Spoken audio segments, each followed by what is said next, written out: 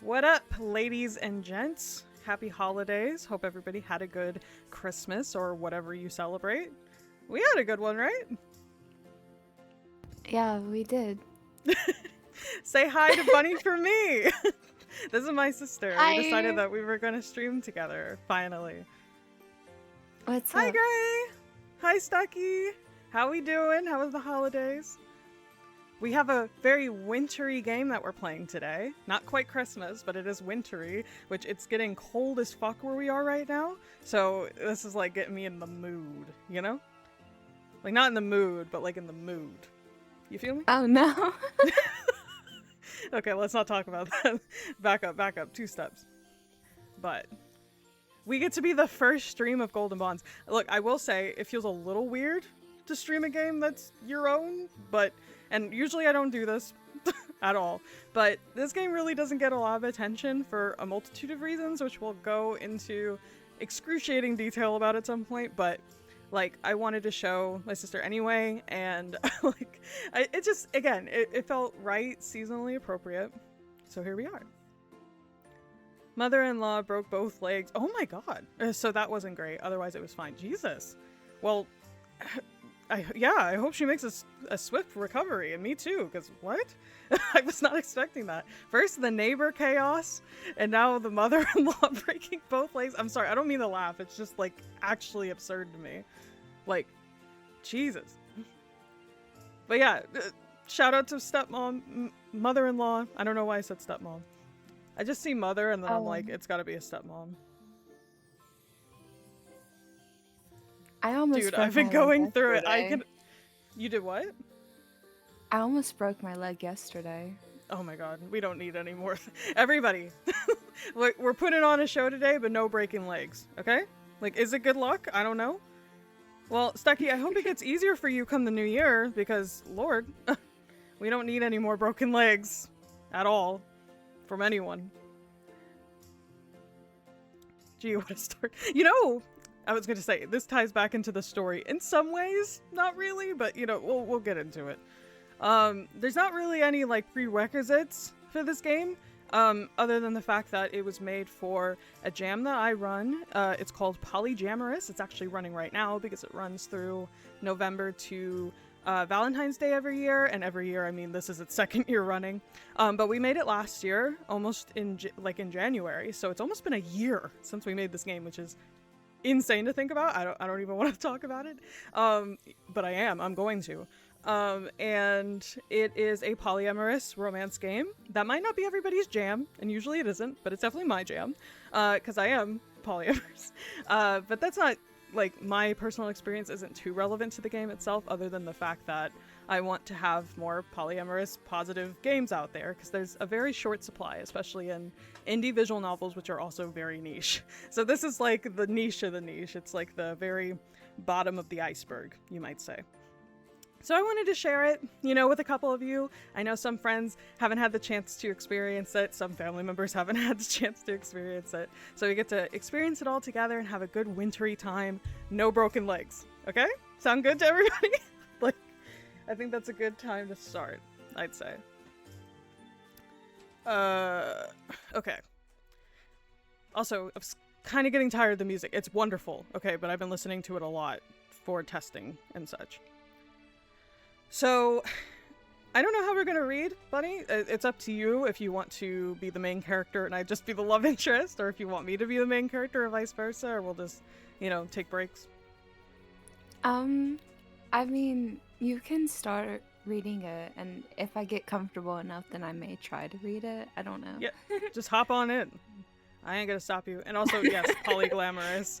Polyglamorous is actually a great description for this, because wait till you see the main character. That's all I'm gonna say.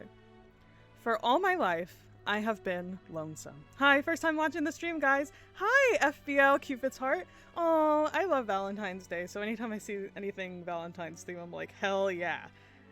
So thank you for dropping by and also chatting. I hope you have a good time while you're here. And we just started, so great time. For all my life, I have been lonesome. It's not that I lacked people to play with, or nursemaids to dote on me. My parents were distant, but what else do you expect of royalty? This is so relatable. Hi, Rue. How are you, Rue? We just started the game. Perfect timing. I need to adjust my chat because it's a little off-center. Whoops. Unprofessional as fuck. Oh my god. Somebody fire me. Hold up. Hold up. We got it. We got it. Move over. There we go. Got to see how the cheese was made for 2 seconds. Okay. No, the problem has always been... know. We don't want to know what's going on back there. We don't want to be in the room where it happens. There's my obligatory Hamilton reference. Hi, JFV! How are you? Hi, everybody! Thanks for all joining. No, the problem has always been within me, under my skin. Waiting. Gold was my favorite color as a child. Sparkly, luxurious, ironic. Now it's everywhere. Golden plates, door handles, cups. Golden teddy bears, golden pillows, golden cracks in my skin. Everything I touch. Everything. It's been this way for as long as I can remember. Well, no, I can remember glimpses of a life before. Warm skin, firm touches. Then, nothing. Empty air. Sparkling dinnerware. Thank you for the follow. Also, I got to hear my new followers sound, which is the fucking... Okay, guys. For 2 seconds, I gotta talk about my favorite TikTok sound, which is that shitty-ass, like, sound of the Jeffree Star documentary that Shane Dawson did, where he was just, like, taken aback, just completely enamored by the fact that he could just rearrange the fucking color palettes on the thing. Whoa, whoa. Like, boy, what are we freaking out about? I hate that, but I also love it, okay? I have a very complex relationship with that sound, so it had to be my follower sound. Anyway, my parents were overjoyed. More gold than they knew what to do with. But as I grew, I knew what it really was. My curse. There was no cure, no easy way out. I know the exact moment you're talking about. I'm in tears. Unfortunately, I am a recovering, like, huge fan of Shane Dawson as a kid, and yes, I will be expecting financial compensation because he took way too many years of my life that I will just never get back, and I'm not okay with that, to be honest. But at least I get that sound out of it, I guess. Fuck it, why not? Also, how cute and silly, I know. Also, I want to put this out there. This is me and Gray's game, but me and Gray did not write this. It was written by my wonderful co-writer Keeney, who you might know from Rectifier and Bloom. She wrote like Leor, Ren, and Emil's routes, and she wrote for Cupid's Chat Room. So if you love the writing, it's all Keeney, okay? Like, obviously me and Gray had a huge hand in it in terms of like coming up with the story and the characters and things like that, which I'll take credit for, but I cannot take credit for this amazing writing, okay? So, there you go. It was a hopeless case, and we all knew it. Everyone has given up. Easy to do when most of them never started. Transition! Hey! Gray with the cinematic. Let's go. And of course, Gray, you know, as always, programmed it. Gotta give credit where credit's due. Everyone but him, perhaps. Oh, I'm so excited. I love this fucking game so much. Like, I'm gonna be ill. Okay, I'll shut up. You're here, finally. It's freezing. He wraps a metal arm around my shoulders, pulling at his cloak with his free hand to wrap it around us both. He's done this more times than I can count, but my chest still squeezes. Oh goodness, thank you, Rue, for subscribing! Welcome, you are one of the first sub-angels. I don't know why I need to fix that, but I don't know why I have double subscriptions, but thank you for the tier 1 sub. That's amazing. I appreciate it so much. Welcome, all my sub-angels. You guys get to have a really cute icon next to you now. He's done this more times than I can count, but my chest still squeezes with fear when his hand strays too close to my skin. Mind your hand. Puh, just a hand. A second squeeze, not fear this time, but something else. Cairo is bad for my heart. And chat saw it. Hello! Say hi to Cairo, everybody. He starts walking without another word, our bodies huddled as closely together as we dare. It's bitterly cold out here. Winter winds whip at us without mercy. There's little time to stop and chat. Not that it ever stops, Cairo. Quit staring at my arm. I've told you 100 times it doesn't bother me. It don't bother me. Right. I mean it. Quit staring. That's an order. I love that he says it with a smile. He does not mean it. Princesses don't take orders from knights. Oh, the chat box might be covering Priya a little bit. Whoops. Sorry. Hold up. Let me do that. Oh, I can't cover chat. Look, she's gorgeous. I hope she moves at some other point in the thing, because the layout is kind of great right now. Sorry. Well, if they don't want to trip over the cobblestones, maybe they should. I'd have an easier time if I knew where we were going. The fat duckling. Don't laugh. Your daddy named it. Sounds like him. Doesn't it just? What's it with him and ducklings? You have like 1,000 of them in your bathhouse. He's just the dad from Jimmy Neutron.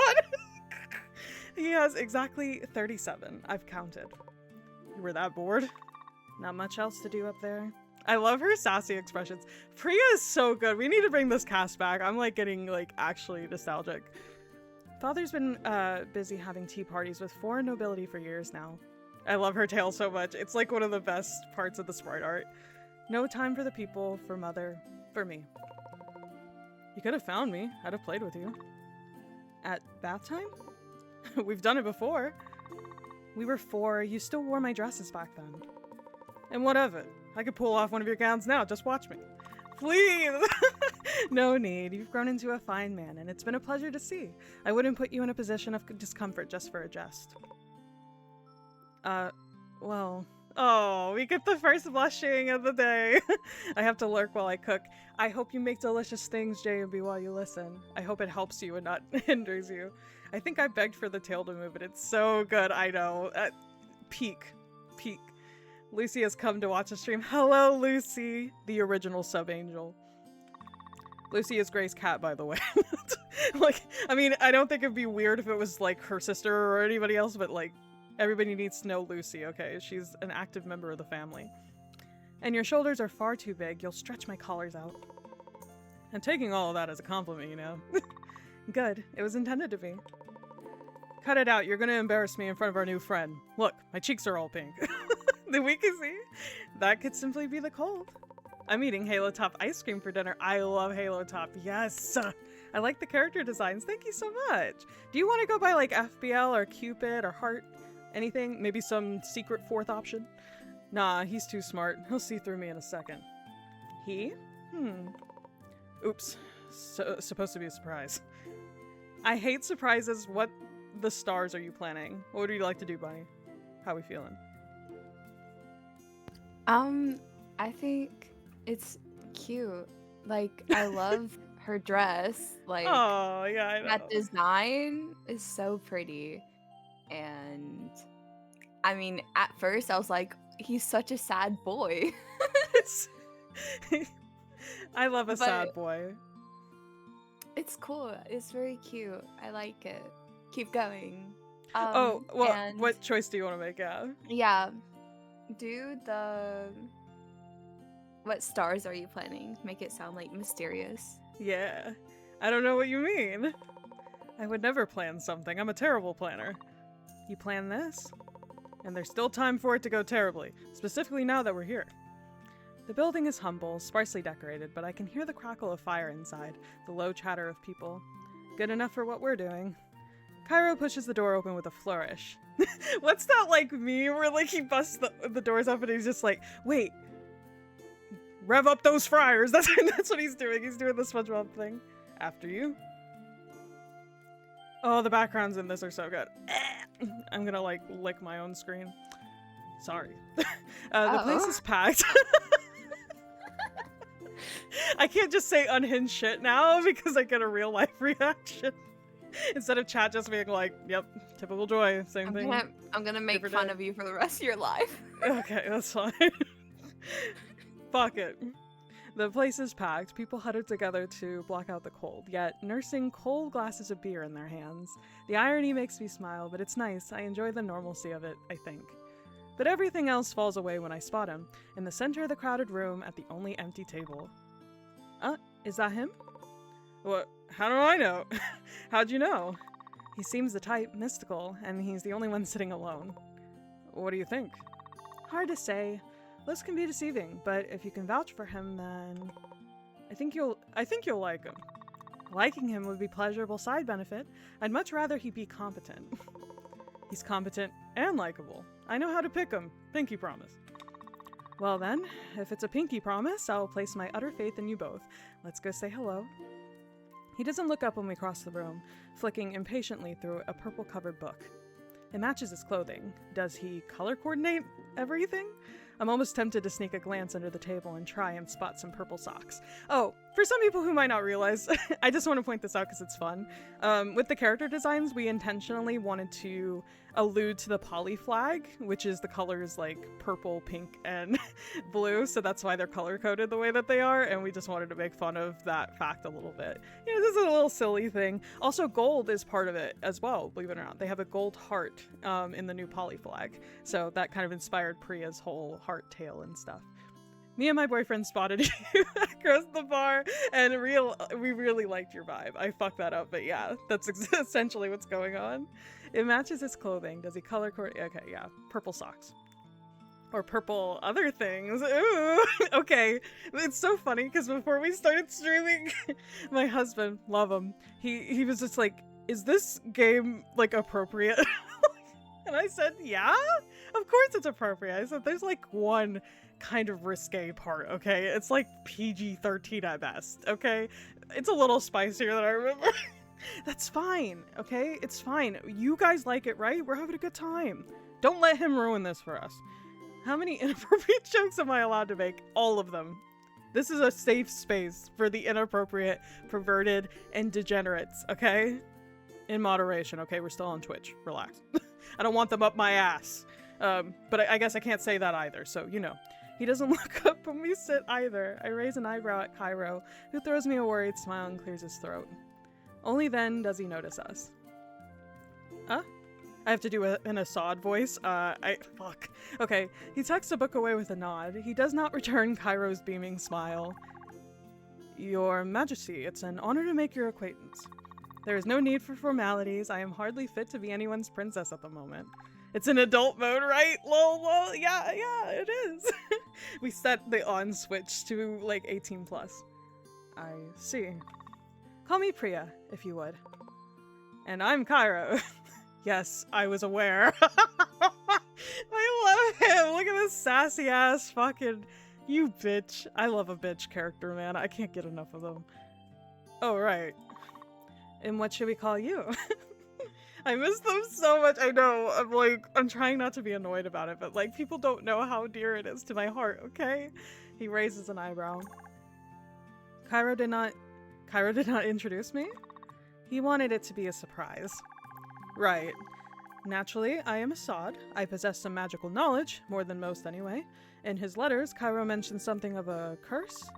That's right. Breaking a curse specifically. As far as I've been told, you're the man for the job. He'd be right. I happen to specialize in less respected traditions, shall we say. You seem tense. There's no need to worry. We aren't going to inform the guard. With all due respect, my lady, a member of the guard is sat at this very table. Why does he low-key have resting bitch face? He does. Not low-key, high-key. No, and I like him like that, okay? I like him a little saucy in fiction. In real life, put that shit away. His long hair is killing me. I love it. I know. It's I knew so you were good. gonna like that. I was waiting for the Assad reaction, but I wasn't gonna rush you, okay? In good time. We need our long hair Bishonen appreciators to come to the front, please. Everybody who loves long-haired men, raise your hand. I'm raising it. You can't see it. I'm though. raising. You can't see me, but it's raising. I like them all. I'm like, I don't have a type. I kind of wish I did, because then it would be easier for me to like find what I like. But instead, I just have to like wish. scope. I have to scope the premise. Oh, JMB does love long hair, man. I forgot about that. You have a type, and she hates being pointed out when she has a type. Who me? I'm no snitch. Hand raised so fast, so real, Cupid. Oh my gosh, keep that energy. Who me? Also, I'm no snitch. I love like the herbs hanging over the fireplace. Like it feels so It's so cozy, cute. right? It just makes you want to warm by the does. fire. and Assad, that's his name, right? Yes, it's Right? Assad. Yeah. Okay, well, he just like fits in so good with the background. Yeah, he is stealing the Like- show. Assad, get out of here. Priya is supposed to be the main character, not you. Oh my gosh. Is it Looks hot? around. Is it hot?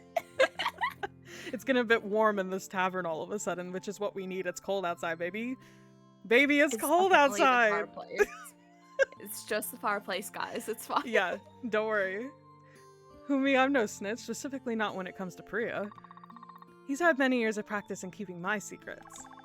I see. If we're forging formalities, may I inquire as to the, nature of your relationship? He's like, y'all fucking or what? He didn't say that. He didn't say that. Oh! I forgot. Guys, I swear to God, I forgot that was the, next slide. I didn't write this. I didn't write this. Katie read me like a fucking Oh my book. god. She made me look so stupid. She made me look so predictable. Katie, please! Anyway, my first Otome brain rot character has long hair. Shirishi. Shirishi? I'm sorry, I'm butchering his name, I'm sorry. I bet he's fine as hell. Collar X Malice. Oh, an ad break starts in about 5 minutes, okay? I'll let you guys know when it gets closer. Are you sure about that? I swear I didn't know. This is just how I am, guys, okay? Oh, you're asking if we fuck? Thank you, Cairo, for saying it so eloquently. I said nothing of the sort. We did. We all did. We were all thinking it, okay?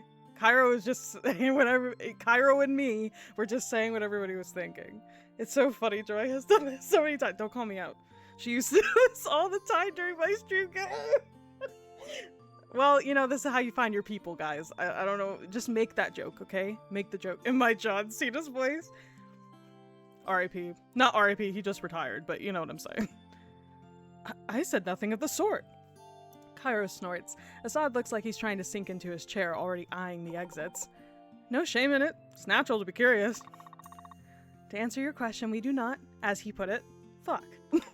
If anything, that's kind of the problem. Cairo, please! Please, read the fucking room! You're on stream, brother. Be appropriate.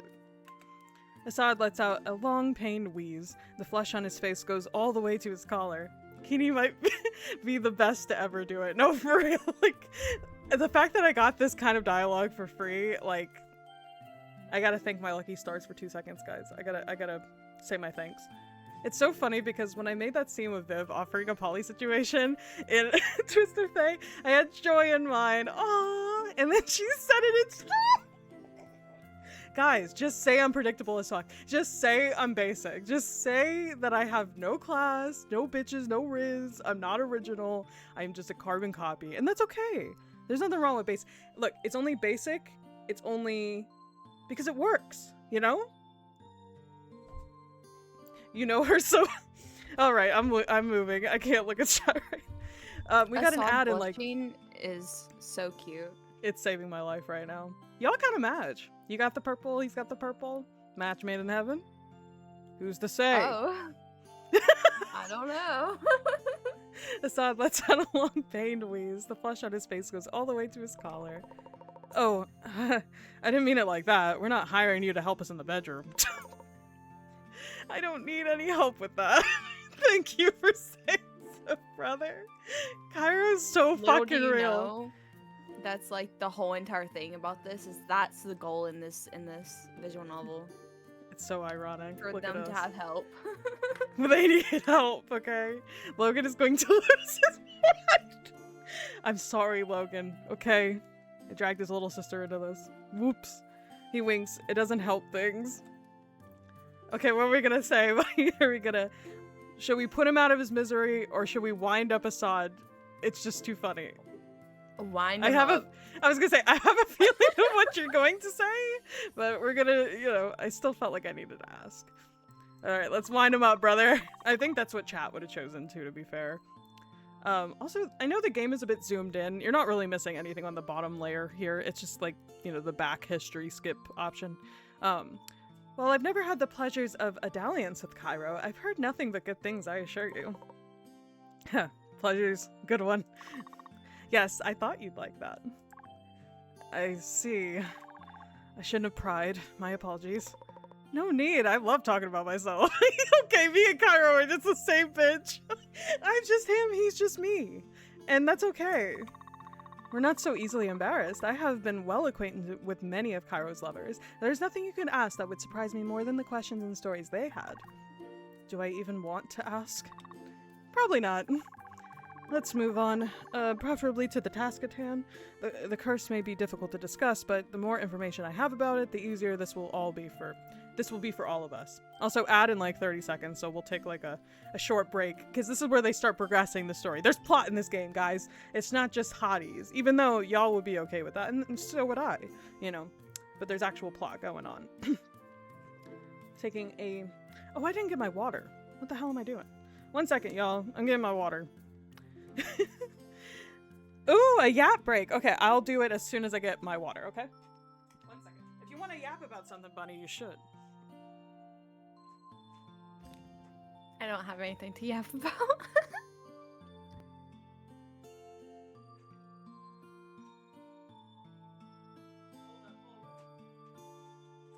Well, then it's a good thing that I do. I always have something to yap about. And thank you for the hydrate, Gray. Have you been watching Star Trek with them? Okay, so I hate to throw you on the under the bus, Bunny, just a little bit. She did watch one episode with us. She watched Amic Time, which is really funny. We watched it while we were eating the McDonald's Grinch meals. If anybody has had those, pretty good, by the way, if you like pickles. And we got socks. It was really cute. But she said that it kind of freaked her out a little bit. Like it makes her feel a little unsettled, which is like fine. I get it. It's not for everybody, but that's my comfort show for real, for real. Everybody who's not watching Star Trek the original series needs to reconsider their life choices just for 2 seconds. And I might have gotten a lot of Star Trek Christmas gifts. I think I definitely had like a nightmare about that night. Wait, you don't like the gay chemistry between Kirk and Spock? That wasn't doing it for you? Yeah, I didn't even know there was any. Oh, girl, you weren't looking hard enough. Honestly, it's kind of very blatant, especially in that fucking episode, but it's okay. Different strokes, different folks, y'all. It's all good. But I did get quite a few Star Trek gifts. I'm actually drinking out of the mug right now for my coffee, and it's really cute. It basically has it has Uhura, Spock, Kirk, and McCoy, and when you when you pour hot coffee in there, they transport onto the other side of the mug, so it looks like they get beamed down and beamed back up on what looks like the planet Vulcan, I would guess. It's really red. And it's just really cute and gimmicky. We love it. My husband got it for me. And we become just huge Trekkie fucking nerds. And it's been the best decision of my life. Also, how soon is it to read the fan fiction? Can I read it now? Is it too soon, or do I need to finish the series? Am I gonna get spoiled? I want to know. Preferably, I look at the fan fiction before I watch something. Do it. Okay. I can wait. I've been waiting this long, and we're almost on season 3, so we're getting there towards the end. Also, the ad break is over. Welcome back, everybody else. We had a Star Trek discussion, so if that's your vibe, maybe you should consider subscribing. That's all I'm saying. But you didn't come here for Star Trek. You came here for hot Bishonen boys, I think, right? Why did you come here? Chaos. That's why you came here. There's spoilers in the movies. Oh, okay, it's big. You gotta watch all 6. Okay, at least to movie 4 or 5. Okay. Before I could read the fanfiction. Got you. All right, we are back. Thank you for the yap, Gray. I guess we'll just get back to the game now. What do you say? Let's move on. Yeah, let's move on, Azan. Star Trek is full of hot Bishonen men. True. What do you mean? You're absolutely right, JMV. Not a lie was fucking told at all. Let's move on, preferably to the task at hand. The curse may be difficult to discuss, but the more information I have about it, the easier this will be for all of us. Of course, I've been cursed since I was a child. To put it simply, everything I touch turns to gold. Assad raises an eyebrow, no doubt considering the material benefits of such a condition. Everyone does so at first, imagining what they could do with such a power, so much money. It takes some explaining before the person realizes the ramifications of such a thing. I have gotten used to watching the gears click, spotting the moments their minds change. I suck in a breath, readying myself for yet another pleading explanation. No, it's not useful. Yes, we still need the help, blah blah blah. Cairo rests his metal hand against my knee, comforting me with a subtle squeeze. How terrible and ironic. Whoever placed this curse on you had a sense of humor, giving a golden touch to royalty, arguably the folk who need it the least. Oh, that's new. I can't stop the surprise on my face. Apologies, that was terribly rude. No, not at all. You're rather right, actually. It was a little rude, Princess. You were, what, 4 or 5 when it happened?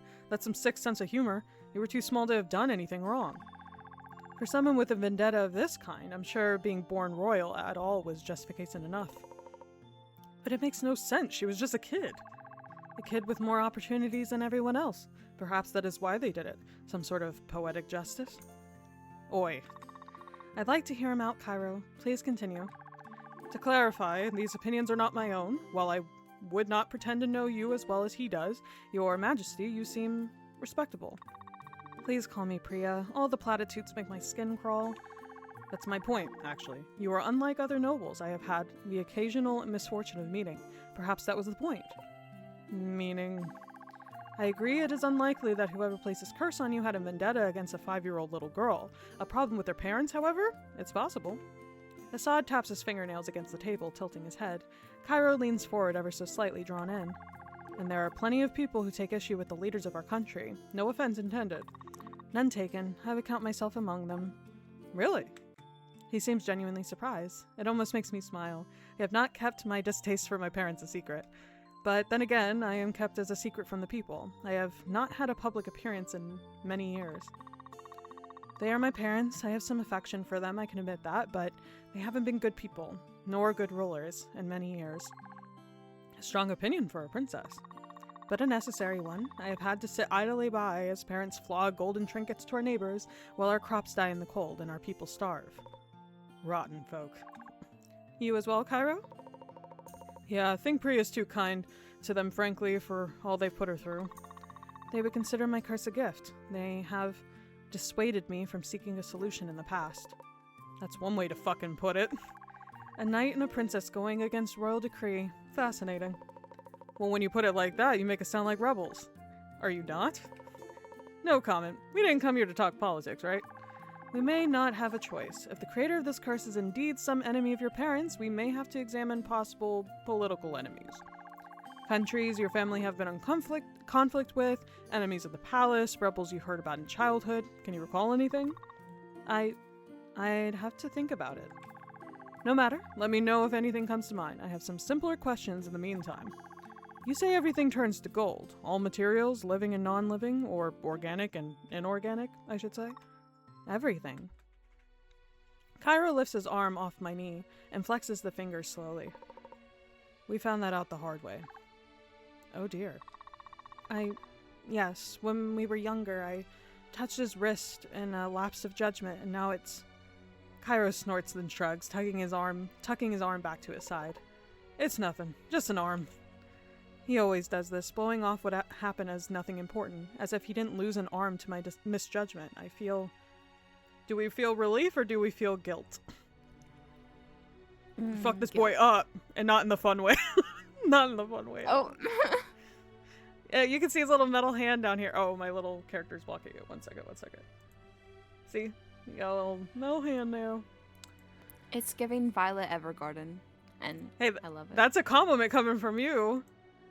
I know, it's my favorite anime. We definitely got it. Do we have some Violet Evergarden fans in the chat? I've never really seen it, to be honest. Not really my vibe. But hey, I mean, if it's similar, maybe I should reconsider. That's all I'm saying. Whether he cares or not, just the arm part. Just the arm part. Okay, gotcha. I mean, Full Metal Alchemist has that too. Anybody a Full Metal Alchemist fan? Anybody? Whether he cares or not, the memory will always haunt me. He had looked so scared for just a moment. Then he told me everything would be okay. I thought he was going to die. I think we both did. It is not nothing. You lost a limb.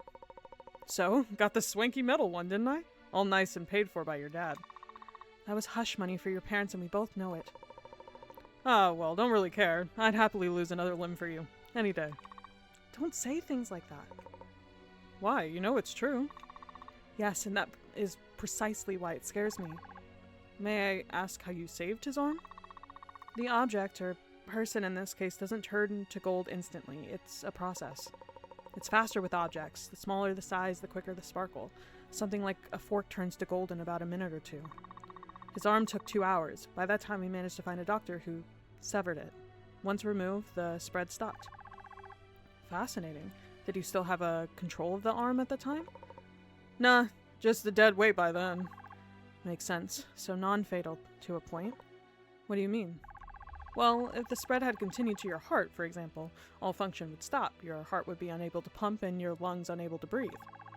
You would pass away almost instantly. The same if she touched your head. I told you it was still dangerous.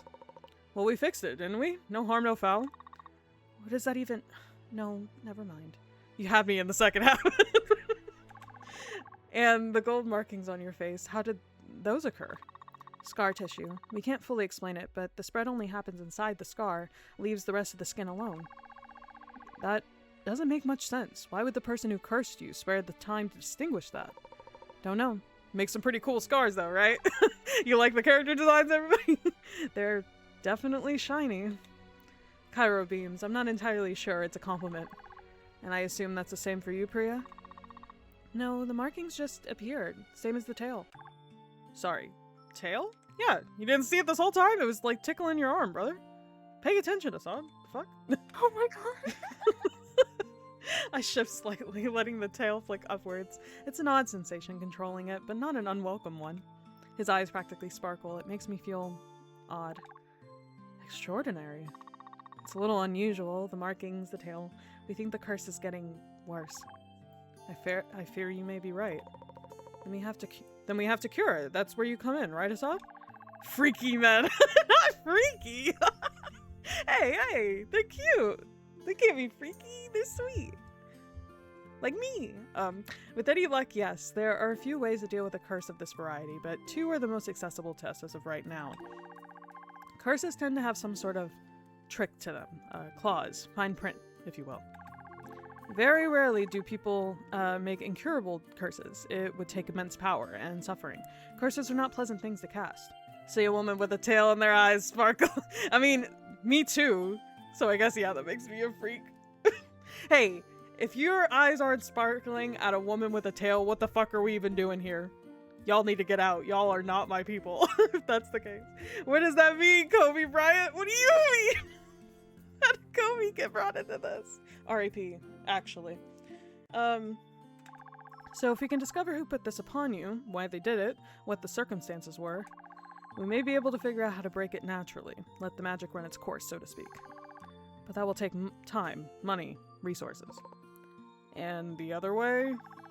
You may simply be able to pass the curse on to somebody else with the right magical assistance.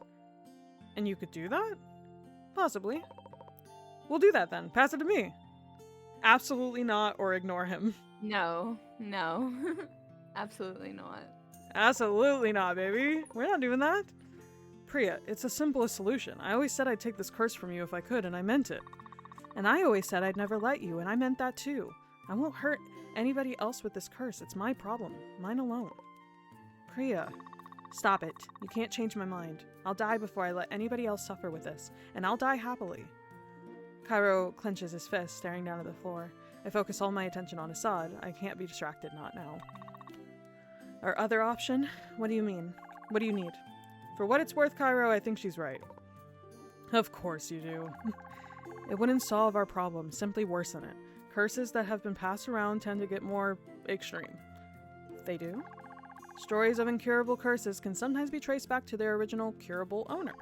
But whatever drives the curse is never addressed, and so the original meaning is lost along with its cure. What could fix Priya now may be unusable for you. Fine, but let's not write it off as a backup plan, alright? If that would make you feel better. Cairo rolls his eyes. Seems like they're getting along just fine. I suppose the first thing we must consider is whether your parents had notable enemies, Priya. It's gold too. Tail too. Fancy. I know. I wish I had it. Oh. I could, look. If I could cosplay a character, Priya would be such a fun one. But, like, I could not pull that off. She is far too, like, glamorous for me. Like, the Fergie type of glamorous. You know, the GLA, you know. I was listening to that the other day and I was singing my ass off. I forgot how good that song was. There was the Korapati family, wasn't there? Oh, this is Cairo. There was the Korapati family. Potty? Whatever. Wasn't there? Small noble family from somewhere, I don't remember. No, I don't think so. There's been little fights my whole life, but they'd made amends again around the time I was cursed. Do you recall your family being acquainted with anyone particularly magical, even if only briefly? Her parents never really went for that kind of thing, not till the whole golden hand spiel anyway. Wait. Oh. I remember someone, a hooded figure, in the throne room. Assad pulls out his notebook with a practice flourish, beginning to flick through the pages. I would totally cosplay Priya. You would kill that, Rue. You have so much class. Oh my gosh. Please. I would die, actually. Somebody cosplaying one of my characters, I think, might actually send me to the hospital. Like, I'm just saying. Not to discourage you from doing it. Oh. I'm gonna put in my vote for cosplaying Assad. Do it. Oh my gosh, that would go crazy. She's stylish. She is. She's so stylish. Shut up, Grace. That's the same thing I said. Can you recall anything more? Red eyes, cold hands, a sort of crackly laugh? Sorry, Assad. It's all a blur. The image dances on the borders of my memory, glittering around the edges. Nothing useful. My shoulders sag. No need to worry. That's all I needed. He points rather dramatically to his upturned book. The Hermit, written across the top in big bold letters. The who? The Hermit, a local legend in the city, always wearing a thick woolen cloak made from the fur of an unknown animal. Their red eyes gleam through the darkness. A local legend. You know those are made up. Assad sniffs, turning his nose up a little. I think you'll find it's perfectly real. In fact, the Hermit was something of a notable spellcaster among certain circles. Why they prefer to do their work here, I'll never know, but that works in our favor. They must have had a workshop, a base of operations not too far from here. Cairo stands suddenly, slamming his hands down on the table. The room around us goes deadly silent. My hand twitches as if to reach for him. It remains in my lap like a dead fish. Can you find them? We can ask around. That's not an answer. Unfortunately, Cairo, I don't know everything. I only have stories and secondhand accounts, but it's enough to give us a suspect. He's right. If the townsfolk know more about the legend, they can point us in the right direction. With any luck, we can find a likely hideout before dawn. I pause, smiling. We? Assad still flushes a little and shrugs with a purposeful ease. I'd assumed my work was not yet done. You may still need magical advice, and, well, if my work here is done, then not at all. I'd be thrilled if you would accompany us further, Assad. Oh, I see. I am only glad that it did not require further convincing. I am aware that Cairo and I can be eccentric. I'm just loud, mostly. He's so fucking me, bro. I just love him so much. I'm obnoxious, says Cairo and me. Your services will be compensated for, of course, but I'm glad to count you among allies. Perhaps friends? We shall see. Assad rises to his feet, clearing his throat, moving the conversation swiftly on. We shouldn't waste time. It's not too late in the evening. We can still make our inquiries. Right. But let me do the talking first, okay? Think you two stand out a bit too much. As you wish. Cairo vanishes into the first crowd of low-ranking guardsmen he can find, with a cheery shout and a wink back at us. Assad leans against the brick-lined wall of the fat duckling, his breath lighting up the cold air. I feel like the music got a little loud there for a second, so I might turn it down slightly. For the stream, anyway. There are several burning questions on my lips. Assad is something of a mystery to me. Cairo I've known my entire life. I know him inside and out. He is as familiar to me as my own body. But a mysterious purple-clad and allegedly magical stranger, the mind wanders. What to ask? Okay, what are we gonna ask first? Do you keep a log of all the local legends, Assad, or are all your outfits color-coordinated, Assad? Let's do, are all of your outfits color-coordinated? Yeah, let's see. Are they to your distaste? Quite the opposite. I find them rather dashing. Assad flushes pink, its vibrant clash with the purple. Delightful. Good combo, that. Pink and purple. It complements you well. You have a well-skilled tailor. This is unnecessary, Priya. I have already agreed to assist you in Cairo. There is no need for flattery. It is not flattery. I'm simply the type of person who prefers to speak my mind. And I am on your mind? Naturally. You're the most interesting thing I've had to think about in weeks. To answer your question, and dance around the rest of the conversation, of course. Yes, I prefer my outfits to be as put together as possible. It is therapeutic. Cairo seems intent on relieving you of this curse by whatever means necessary. Yes, he has always been loyal, perhaps to a fault. That kind of loyalty can be dangerous. More dangerous to himself than I. And you are certain? I worry for him, Assad, as he worries for me.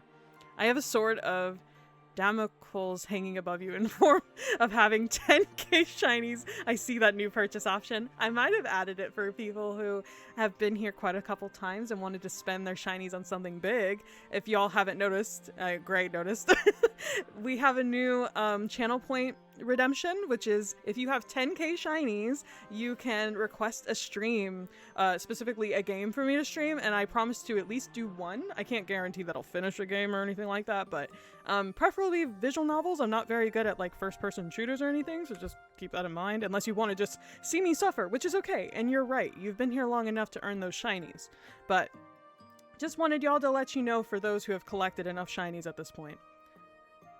Or if you want to save up your shinies in the future. I worry for him, Assad, as he worries for me. Your relationship is enviable. I raise an eyebrow, more intrigued than anything. It doesn't have to be. That seems to give him pause. How so? Cairo's loyalty is freely given to those he cares for, and in my expert opinion, he seems to care for you already. At the least, he would likely like to be your friend. That is a strong start as any, no? You're playing the When the Night Comes demo. Of course I am. To be fair, that was already on the list. But, you know, it doesn't hurt to have extra, right? Absolutely, we're doing that. Thank you for the 10k shinies. And if anybody else wants to put in a request, I will definitely add it to my 2026 calendar. Trust and believe. If you have a specific, I mean, I don't know if y'all want to request a specific date or anything like that. I can't promise anything. But, like, if you want it to be in a certain month or something, let me know. But otherwise, I'll just kind of squeeze it where it can go. But thank you. And yourself? I would consider myself the owner of a big heart, big enough for two at the very least. I wouldn't wish to intrude. Is it intruding if you were invited, I wonder? Assad straightens up suddenly, clearing his throat. Speak of the devil, did you find anything? More rumors, mostly. Think you could sort through them, Assad? I can certainly try. I heard a lot about the woods, mostly. Some big beastie living there. I've never heard of the hermit manifesting as a beast, but their cloak is made of materials none have been able to recognize. Right, and here's the thing. This creature always patrols this sort of shack cave thing. A shack? Right, seems like a load of nothing to me. Not at all. This beast might be some lost experiment or familiar, stalking wherever it last saw its creator. Oh, great.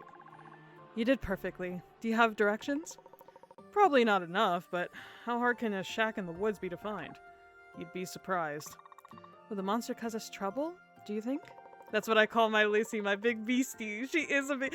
Bro, how fun would it be if they went into the woods and there was just like a giant, fluffy, cute cat? That's adorable. Somebody steal that. That's too good. If not, I'ma do it. From the missing ingredient? Yeah! Oh my gosh. Except less hot, I'd imagine. More cute, less hot.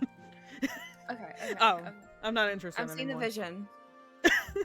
I see the vision. No, we're thinking like Pretty Kitty, which is the name of Bunny's cat. Pretty Kitty in the woods. Big Pretty Kitty. Giant Pretty Kitty, if you will. She's literally just watching the stream. Oh my gosh, hi Pretty Kitty and Lucy. Oh my gosh, cats love streams. Amazing. Half my viewers are just cats, and I love it. Probably, if anything, I'm killing two birds with one stone. That thing is scaring hunters, and food here is scarce enough as it is. I'd have sent a guard out to take care of it sooner or later. Might as well be me. Excellent. Shall we go? Do you two have enough layers to keep warm? We'll manage, but if anyone gets a bit chilly, I'm an excellent cuddler. You know full well why I can't take you up on that. Worth a shot. Assad, you feel like a snuggle? Brother does not miss an opportunity. Absolutely not.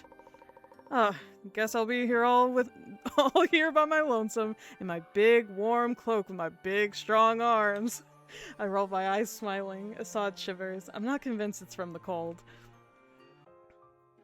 The journey is long. Oh, and this soundtrack goes crazy. I don't know if you guys are listening to it, but it's composed by Hozak, who we love, also known as Chaz.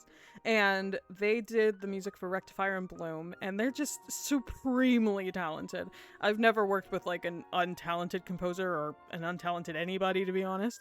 But this soundtrack is just perfect. Like it is like, listen to it, guys. Like it's just so good. And if you can't hear it, tell me to turn that bitch up. The soundtrack is so gorgeous. It's almost as gorgeous as the characters. Oh wait, it is! The journey is long and freezing. Bitter winds make the uphill climb through the woods all the harder. More than once I catch Assad eyeing Cairo's warm cloak, but he never brings it up. Perhaps they need a nudge or more. Cairo leads the charge, one hand resting on his sword at all times. As much as the weather attacks us, there is a worse foe out here, waiting. There is something to be said of the safety of the castle, the gilded cage I grew up in. I would not say I miss it. Not when I can watch Assad slip on a particularly ice patch and waggle his arms inelegantly as he stumbles. Or hear Cairo's throaty laughter as he picks Assad up and out of the snow, dusting him off. Watch the way their faces warm from the contact, the embarrassment, the closeness, the gay. The place we traverse may be troublesome, but these feelings are much more dangerous for my poor heart. You could turn it up a smidge. Oh, okay. Will do. This is a good track. They're all good tracks. What am I saying? Can you hear it good now? If I need to turn it up a little bit, I will. Also, we have an ad in 5 minutes, y'all. I think you like this detail quite a bit, buddy. This one was, it wasn't for you, but it's for you. You know what I mean? What is that in the background? Kiss boy. Kiss boys. That's it. What? Yep. Kiss boys. Do it, y'all. If y'all aren't kissing boys, what are we doing? The sight of the hut is a welcome one, and without any sight of its prowling beast so far, we allow ourselves a moment to feel safe. Assad sets about the lighting fire, and Cairo shakes some stray snow out of his boots. This is the boy kissing stream. Finally! Have I had one yet? Have I streamed a yaoi game at all? Guys, hold up, wait. Stop the stream. Pause. What the fuck am I doing? Actually, y'all got me fucked up. The way I was born from the our Wonderland. Okay, we're good. We're safe. Because I was about to have like an existential crisis for 2 minutes. I was like, what do you mean I've had this stream for like over 2 years and I've never streamed the yaoi game? What the fuck am I doing? I'm the BL girly. That's how I started, bro. But no, we're good. Our Wonderland really added a lot of gayness that we needed for the thank you for Genzo and Iggy once again, as always, and Orlam, I guess, too. But hell yeah. And Gidget. I decide to wander the shack, though it would be more apt to describe it as a cabin. It has one room too many to be a simple shack, with more magical amenities than I have ever seen in my lifetime. Do we examine the plants or examine the books? How we feel? The plants. The plants, hell yeah. Give me a plant. I'm not flowers for joy for nothing. These flowers aren't native here, or at least I've never seen them in bloom before. There is something mystifying about a blossoming flower hidden in a winter wasteland. My hand reaches out to touch one, spiky and white, covered in blotches of red. Guys, this is a reference to In Bloom! Guys, look! It's a reference! It's to the Ren route! It's so good! That's the flower he gives you. Spoilers. But not really. It's not a big a deal. Selfishly, I want to caress its petals. It's been a long time since I felt anything but metal. Perhaps the magic of this place will resist my relentless curse. Perhaps the flower will die. I never find out. Cairo claps my wrist with his metal palm, raising an eyebrow. Could be dangerous, princess. For me or the flower? Both. Don't start poking at all this magical stuff without me, okay? I don't want you to get cursed twice. I don't think that's how it works, Cairo. Oh, but it is. Can't wiggle your way out of this. I'm not wiggling my way out of anything. You have quite a firm grip on my arm. Wiggling would be pointless. He drops it like a hot coal, face creasing up with worry. Shit, sorry. You know how I am with this thing. Sorry. It's alright. I rather liked it. Oh. With the fire lit and my curiosity temporarily abated, the work must begin in earnest. So, how do we find where they keep all the goodies? We look? Oh, kinda thought there would be some magical trick to it. Afraid not. With any luck, they keep a diary, or at the very least a work log. One would hope anyway. You don't want to be cursed by a sloppy wizard. How can we be so sure this is the hermit's place anyway? Could just be a hut, right? Priya's such a freak affection. I know, I love her. We need more freak MCs. What the fuck are we doing? I'll do it for you, y'all. I'll do my part, okay? I'll take the blow. I love a sloppy wizard. Don't read this one out loud. Too late! The second I see your message in chat, I read it. Whoops. Sorry. Penalty. I need a penalty, Shiny. What should the penalty be? It's got more magical implements hanging around than any of us have friends. That's hardly a fair comparison. Alright, more magical implements than golden trinkets. Better. We have an ad in like 50 seconds, by the way.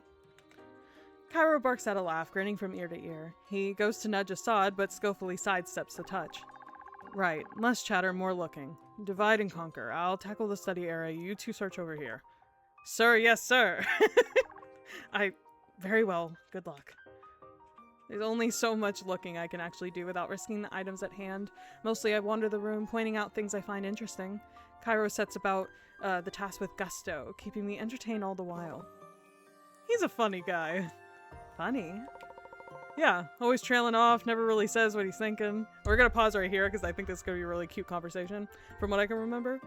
The writing's so peak. Jesus H. I wish one day I will be this goated. Ad starts in 3, 2, 1. Alright, for the after ad special girlies, what's up everybody? Girlies refers to everybody. Gender neutral girlies. How we feeling? How we feeling? I need a drink, actually, is what I need. What's up, what's up? We need more like Assad. I feel like he's kind of like third wheeling just a little bit. He needs to like get on in there. You're gonna be a satisfied girly is all I'll say without spoilers. That's all I'll say. Kitty's peak. The game ain't over till it's over, you know what I mean? Okay, okay. I get what you're putting down. I'm picking it up, I'm picking it up. Also, another cute Christmas gift I got. If anybody wants to share their favorite Christmas gifts, this would be a great time to do so. But one that I got that I really like is Logan, love him, got me this little light up sign that says on air. It's like a little neon sign that would pop up like in a radio station. So anytime I'm streaming, I turn it on and it's so cute and it's just hanging over my thing right now. I love it. It's so thoughtful. He's so good at gift giving. I hate it. It makes me feel like I love it, obviously, because like, you know, I benefit from it, but I hate it because like my gifts are just not as good. Damn it.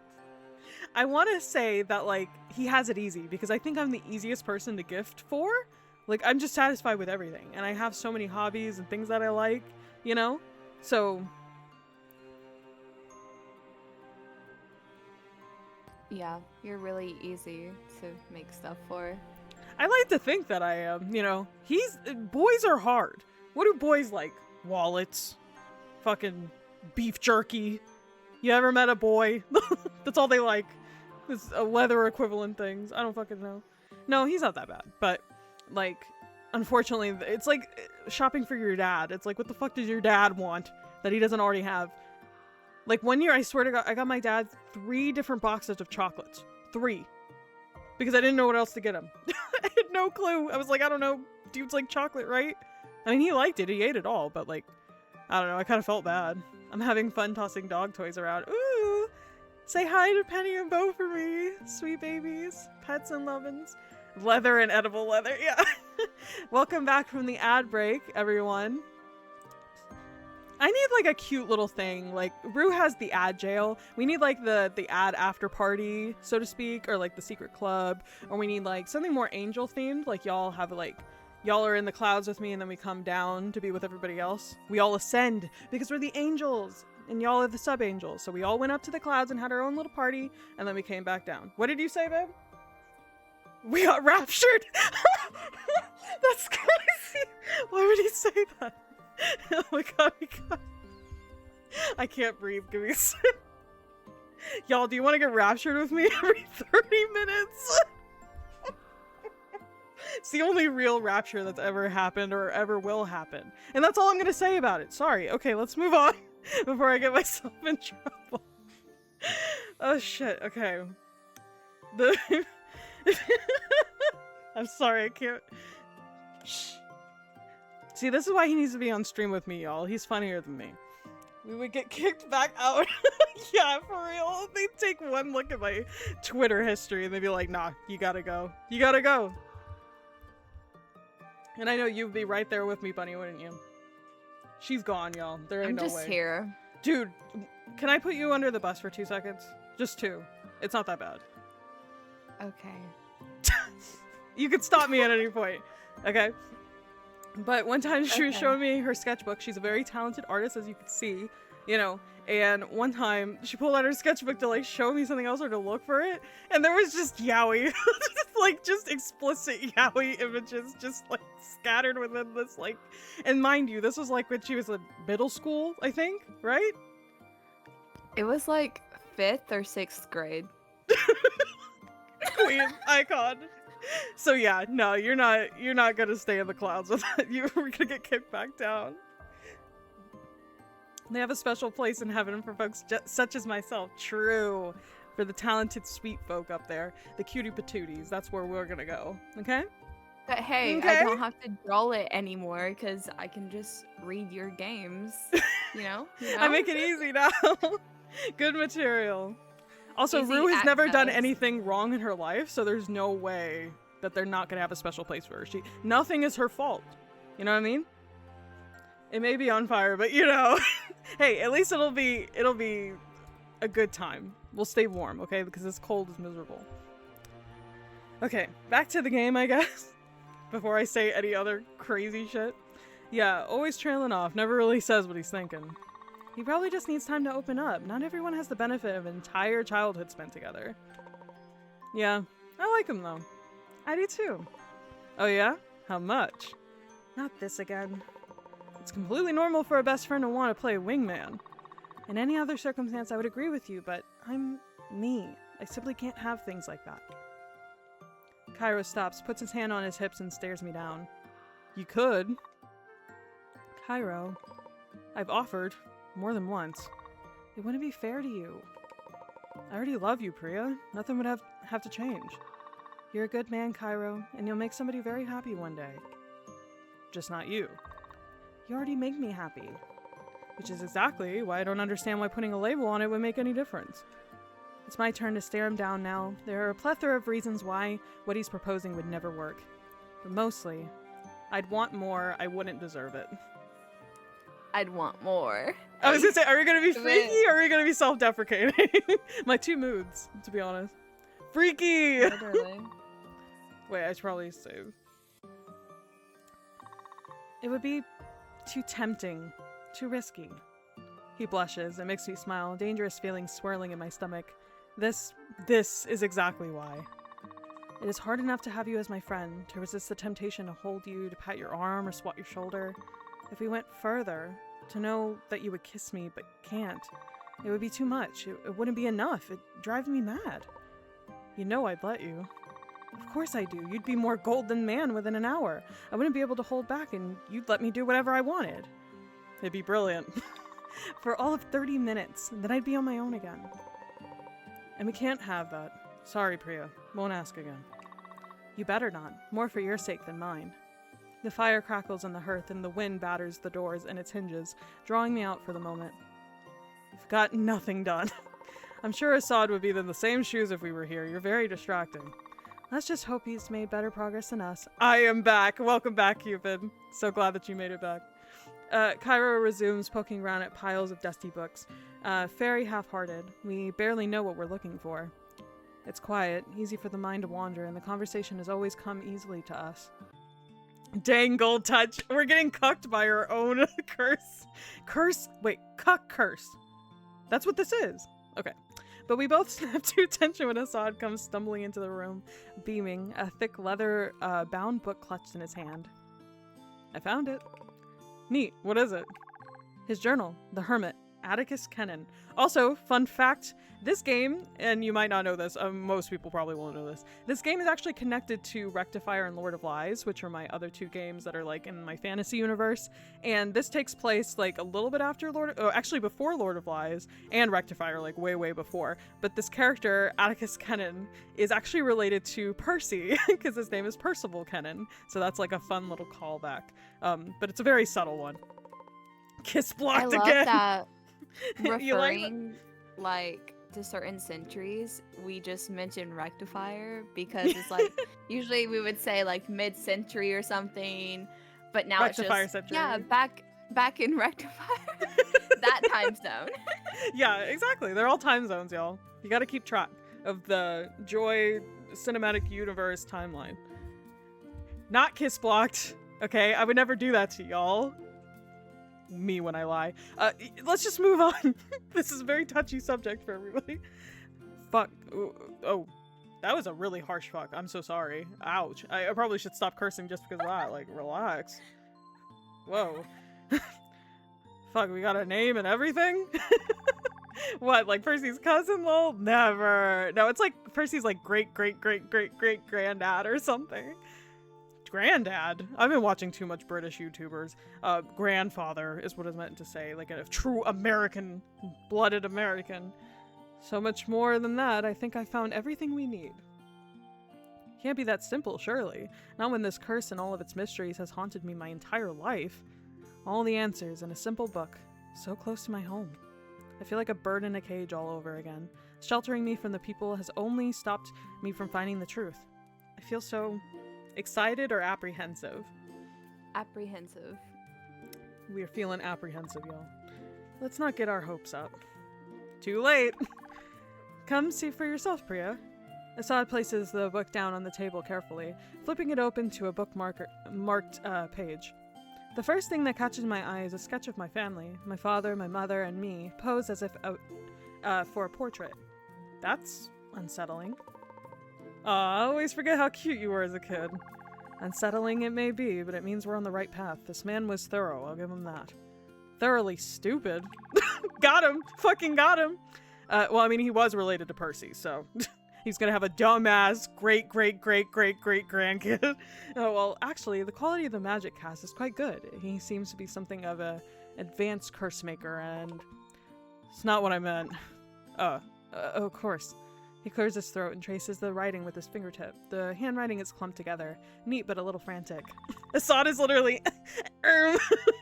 Actually, I love him. I love fucking nerds. Give me nerds. I'll look them up and down. Sorry. Jesus, calm down. Call him the bookworm the way the early bird gets the bookworm. That's me, baby. Calm down. I got these wings so I could go hunting them down first thing in the morning. Sorry. I had to get it out. It's out now. It's fine. I'm crying. I'm so sorry, y'all. It's not too late to leave. It's not too late to unsubscribe. I would understand. If y'all want to descend from being ascended as a sub-angel, you are more than willing, more than allowed.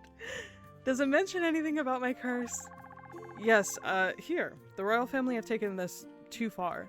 The voices of the poor and starving must be heard. The poor and starving, so it was a politically motivated, like you said. Townsfolk are too uncoordinated for a rebellion, too hungry. The movement would eat itself before it got off the ground. I must take things into my own hands. If the king loves his gold more than his people, he deserves to drown in it. I mean, kind of based. Based ancestor is all I'll say. Eat them. Eat the rich. Just not Priya. Well, eat her, but not like that. If you catch my drift. Well, I don't want to be raptured. Oh What do you mean, Gray? It's gonna be fun up there. We're only raptured for like, how long is it at? 5 minutes? It's cool. Too late. You're stuck getting roasted by sub-angels. We're gonna put you on a little spit. An apt metaphor. Poetic, even. He's stolen the lives of so many. I will take from him what he cherishes most. Perhaps then he will learn. Your Royal Highness, darling princess, I'm sorry it has come to this. A bit late for apologies, don't you think? This was written years ago. I fear the hermit hasn't been back to the city in well over a decade. Understandable, he couldn't risk getting caught. I'd have left if I were him. How you feeling? It must be a lot to take in. I'm frustrated, I feel fine. I need a drink of water is what I need.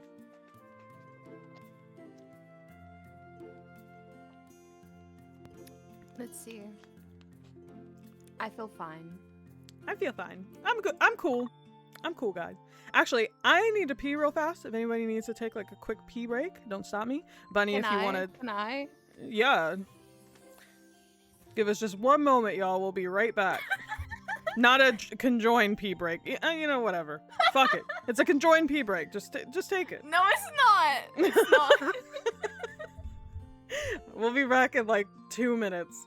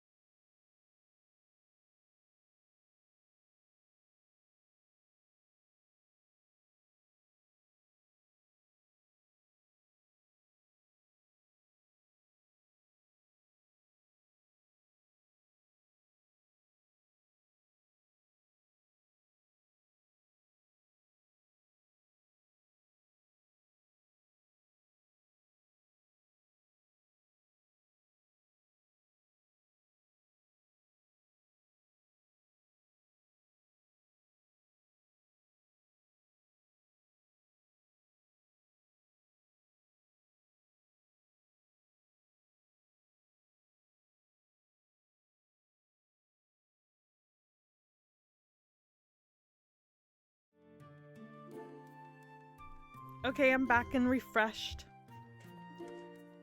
I'm very refreshed. Hearing about the Priya like cosplay is gonna make me cry in a good way, in a happy way. You'd nail it, Rue. Nail it. I'm oddly fine. If anything, I'm a little relieved. It's nice to know it wasn't personal, that I didn't do anything wrong. It's cruel to put a curse on a person who wasn't involved. Maybe so, but I can't blame him for hating my father, after all that he's done. 2 wrongs don't make a right, princess. No, that's true, but it feels good to have answers. I can't deny that. If we have to teach my father the meaning of empathy to break this bloody curse, we might as well give up now. I wouldn't go that far. We might get through to him with time. Lots of time. And possibly magic. Time we may not have, and magic that may make things worse. Holy shit, bold and guns! Oh my god, it's the queen herself! Holy shit. Guys, welcome a very special guest to the chat. She's not new here. It's Keenie. She wrote this game. We brought you up quite a couple times. Also, I might have said like a line, and I forgot the original line, and I filled it in. Like, you read me like a fucking book, so that was fun. Say hi. Also, Keenie, say hi to my sister. This is Bunny, and we're playing it for the first time because she was curious about it. And I'm so glad she gets to experience your writing. Ren is her favorite character in Rectifier so far, too, so you've been winning her heart quite a bit. Oh my gosh. Hello. It's good to see you in chat. We love seeing you here, Keenie. Thank you. Oh, I'm winning. Oh, no, you are. For real. We're having such a good time. I forgot how much I love this fucking game until today. Not that I, ever lost love, you know what I mean? But, it's been a year. It's been a year. I can't. Guys, I'll cry. I can't do it. The writing is so good. It is. You're always in for peak when Keenie's behind the keyboard. You are winning for real. I knew it was going to be complicated, but... No, I don't think your father will be involved in the cure at all, actually. Oh, thank the stars. I have a chance after all. What, did the hermit guy just write down the cure? Yes, actually. What? Oh, some curse breakers want their curses to be broken. They want the recipient or recipients to have learned something from the experience, to have sacrificed or gained something. That's where the loop I mentioned before comes in. His writing is a little rambly, something about change, growth, better than our forefathers. If she has to be better than her father, she would have already been cured. Here it is. 3 good deeds. That's it? But Priya's a good person. Shouldn't she be fixed? You've done plenty of good things. Good deeds is sort of a arcane fluff word. It can't be any good deed. That would be too easy. It'll have to be something with a deeper meaning, tied to the circumstances of your curse, or even the curse itself. Cairo kind of has himbo energy. No, he is the himbo. He wrote the book on himbos. This is the most himbo that we've ever had, and I love Cairo down. Does that make me a himbo? We're not going to talk about it. Bimbo is a cuter word anyway, personally. That's what I think. Something like fixing your town's economy, perhaps? How nice and simple. I'll get right to it. Does it say anything more in this big old book? Nothing in Mittenport. Political rambling, something about Sparrows. I believe he's since fled the country, leaving everything behind. Indeed, including his bestial familiar. Ah, could that be a good deed? Helping me get rid of it and would definitely help the townsfolk. I'm not really a fighter, but I can try? Second thought, maybe not. Don't really want to put you in harm's way for this. There'll be plenty of other good deeds we can do. We must defeat this thing regardless, no? Perhaps Priya could tag along. I'm not a child. I can take care of myself. If Cairo doesn't want me there, I won't push. Cairo suddenly looks like a kicked puppy, trapped between a rock and a hard place. It's not that I don't want you there. You can keep her safe, right? Defeating a beast and protecting the princess should be light work for a knight of your caliber. Of course, and if there happens to be an opening for you to help me out, then, well, all's well that ends well. Perfect. I'll remain here, go over the book a bit more, and see if I can find anything more specific. You don't want to tag along too? Stars, no, it's freezing out there. You two have fun. Hey, alright, I'll go out and see if I can find any tracks. It'll be easier if it's just me, so sit tight for a second, okay? Alright, make sure you come back for me. Of course, it's a promise. Cairo pulls his cloak tighter around himself, giving us both a cheery salute. See you soon. For what it's worth, I am sorry. Whatever for? You've done more for me these last few hours than most of my entire life. I find all magic, curses especially, absolutely fascinating. I know I don't always approach everything quite so appropriately, perhaps. If I had said something out of turn, I apologize. Bimbo in the way Barbie is a bimbo. Hyper competent. Exactly. Like, there's nothing wrong with that, y'all. It's okay. I'd rather be nice than smart. I'd rather be hot than smart, to be honest. Like, as long as you're not harmful, being kind of ditzy is fine. It's cute, even. You find me fascinating? Yes, how have you managed so long with such a vicious curse? It's remarkable. I'm not the fondest of physical touch myself, but I can understand how vital it is for most people. To have the choice taken away from you and to still be so put together. Lovely. You're quite lovely, Priya. You're too kind. Hardly. I wish there was more I could do for you. You could tell me about more curses. I apologize, but I know nothing more than that would help our situation. I don't mean that. You know a lot about subject generally, yes? Or magic as a whole? You wish to learn more about the arcane? I wish to learn more about you, about your passions. I've always enjoyed hearing people speak about their interests. Yours are especially fascinating. Assad pulls at his collar, refusing to meet my eye. I could give you a small lecture, or perhaps read a passage from this journal? I'd enjoy that. Thank you, Assad. I should be thanking you for the opportunity, really. It isn't something I get to speak of often. All the better. I take a seat by the back wall, leaning back and closing my eyes. Somewhere in front of me I hear laughter. What are you doing? Relaxing, emptying my mind, ready to fill it full of Assad's arcane knowledge. You're silly. Indeed, sit beside me? He laughs again, but abides. He sits, pauses for a moment, then shuffles closer. So close our knees are almost touching, the fabric pulling around our legs mixes. He doesn't move away, nor do I. To begin, curses require a rudimentary sense of magical know-how. The warmth of the fire, the closeness, and his gentle lecturing all wash over me in a balm of quiet comfort. It's fascinating how much he knows, even if most of it goes over my head. He should talk more often. We could be doing more than talking. You already know. You already know. My husband's gonna put a gun to my head. Because at the beginning of this stream, he was like, is this game appropriate? And I said, yes, it is. Keeney would be PG-13. But I underestimated the amount of freak that's built into Skywrite Studios, okay? I underestimated, okay? We have the gray flirt shit. We have me saying insane shit all the time. I should have known. I should have known, okay? But it's been a year. Some things I glazed over, so to speak. All right? If you like a little horny in your games, go to Skywrite Studios, okay? You're gonna get cute, you're gonna get horny. Both. That's and the Skywrite guarantee. Hot, furry animals. And you'll laugh. Guarantee. Her tits are out practically in one scene. True. I might have forgotten that part. Twitch, do not ban me, okay? And for those who were tabbed out, it's not here yet, okay? Give me a second. I'll let you know when the titties are on the screen, okay? They literally all get naked at least once. Key! I did remember that part. I couldn't forget that part. But that's just all I'm saying, okay? Everybody stay tuned. Stay tuned! Just with context, okay?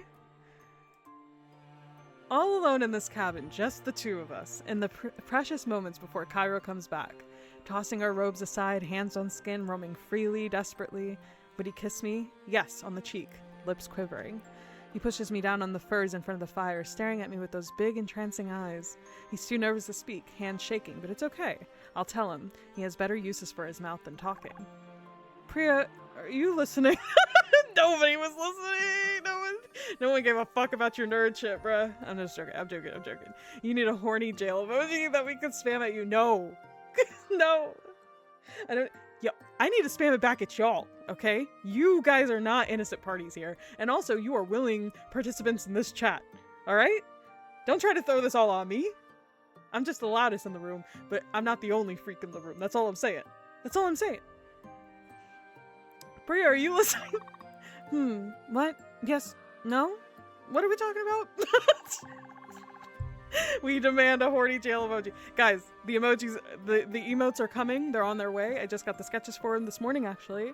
So give it some time. They'll be here, and we'll have some stuff for our sub-angels to spam. But yes, I will definitely have to commission one for sure. I don't think they have one, so I might have to go somewhere else, but I'll get it. Gray is a genius. Yes, absolutely. Say it with everybody. Rue is a genius. Gray is a genius. Keeney is a genius. Everybody who's not me, genius. I'll take that as a no, then. It's not the most thrilling topic, I understand. No, I was enjoying myself plenty. My mind wandered. Are you feeling alright? Your face is red. Do you feel sick? Sick in the head, maybe. It's literally like that TikTok meme of like, oh my god, I'm going to hell for sure. He's talking about his dead mother and all I can think about is him unbuttoning my dress. Like, she's literally that meme. I love her. We're all her, okay? What was that? Nothing! Please continue! I put all my energy into focusing on his words after that, watching him talk so passionately that something was enthralling. Too enthralling. Dangerous, even. Oh, so yes, Rue is a genius. Glad you didn't forget. I couldn't. The sub-angels are always at the forefront of my mind, okay? That's just how it works. If you are a sub-angel, you are guaranteed to live in my head rent-free. I don't know if you'll like it there, but we'll have some fun, is all I can say. That sounded weirder. Guys, let's just move on, alright? We're moving on. It's something of a relief when Cairo barges the door open. I just imagine somebody like going to sub and then they're like, you know what? I'm good, actually. I don't need to be there. It's freaky in there. It's something of a relief when Cairo barges the door open, snow covering his shoulders. Cairo grins ear to ear, none the wiser. I caught the scent. Let's get going, princess. Right. We'll see you soon, Assad. Stay safe. I'll make sure the fire is burning when you come back. The thought of going back out into the cold isn't a pleasant one, but these three good deeds won't complete themselves. I wrap my arms around myself and nod, resolute. Maybe when this is all said and done, we could take a vacation, somewhere warm. They're going to Florida, baby! Cairo points out the tracks with a practiced ease. Deep scratches in the tree bark, splashes of red, and the pure white left behind by captured prey. The trail leads out downwards, towards the mouth of a great cave. The entrance, cavernous like an open maw, awaits us ominously. But Cairo keeps the mood light. It's just another day on the job for him. You and Assad talk about anything fun? My face flushes a little. With any luck, he'll think it's from the cold. We talked about magic, primarily. He's well versed on that subject. Yeah, he's real smart. One smart cookie. He's hot, right? So hot. The hair and the everything. He's put together, well-spoken, color-coordinated, and he's fucking gorgeous. It's a little distracting, if I'm honest. Cairo throws his hands up in the air. I know. You're trying to have a conversation with the guy, and he starts looking at you with those big, beautiful eyes, and he's so passionate. You can't be gorgeous and have an attractive personality. Right. Leave some for the rest of us, stud. We dissolve into laughter, the air much lighter. Do you think he's amendable to a relationship? Shit, you'd have to ask him. I've got no idea. They're so silly. I know, I love them so much. I think you two will make a beautiful couple. I'd feel bad leaving you out, princess. You think he's cute too. It's hardly leaving me out if I don't have the capabilities to join in. But if I happen to be in the room while you engage in activities, I wouldn't complain. Activities? You've got a dirty mind, princess. Who does it in this fucking game? Who does it? Freak shit! Yeah, like, damn. Alright. Freakier stream than I was anticipating, but hey, we're here, y'all. And that's just what it is. We gotta stay warm when it gets cold. Okay? I'm doing y'all a favor. Priya would love the Challengers movies. She would. She would. She's watching Heated Rivalry as well on the TV. She's locked the fuck in. Oh my god, Priya in a modern day setting. Oh, it would eat so hard. It would eat so hard. Oh, you know, holding hands. Oh, you know, holding hands, a peck on the cheek, all the scandalous things. She's food showing out. She's me.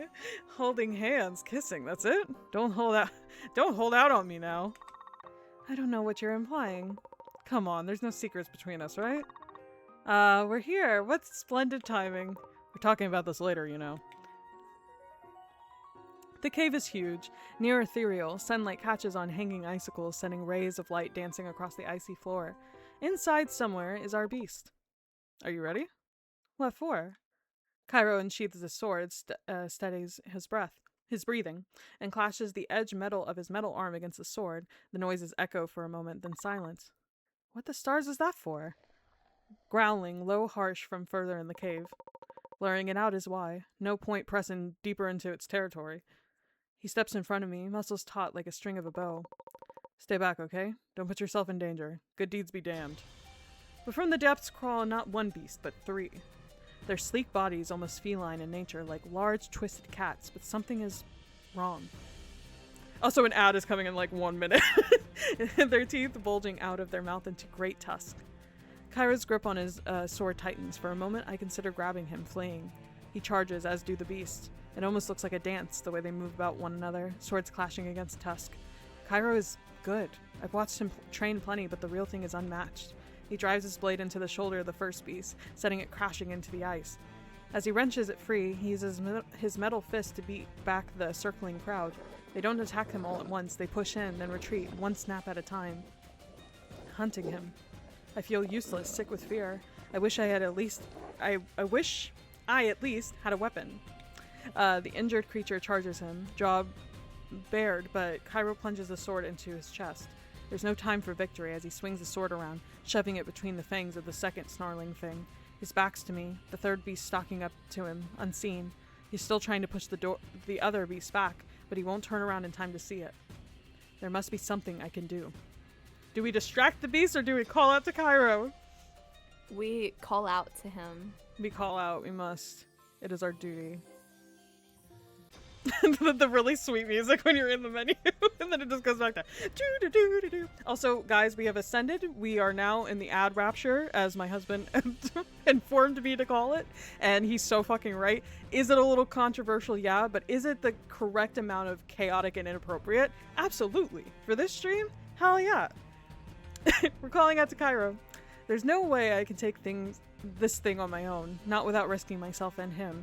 Trying to get close enough to it to touch it, turn it to gold, would just as likely get me gored. Cairo can do this. I trust him. I trust him with my life easily. The best thing I can do is help him, is to let him handle this. Cairo! My voice is more panicked than I was expecting it to be. My nerves make my voice wobble, but there's no time to be nervous.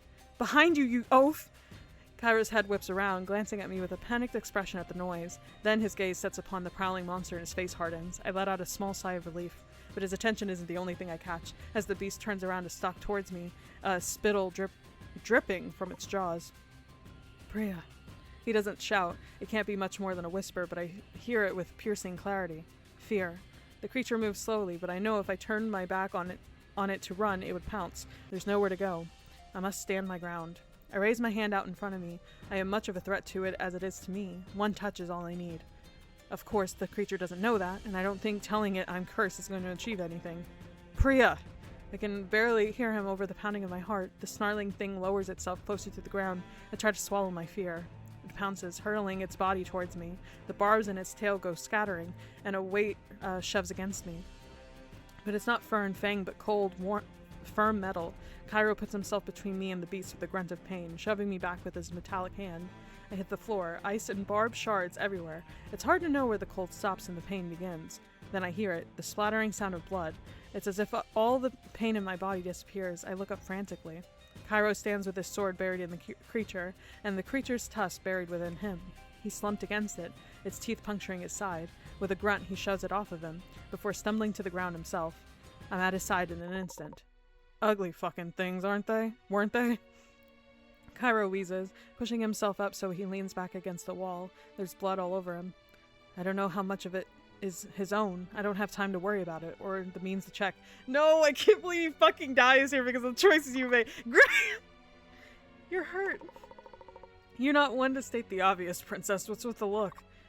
Cairo, it's bad.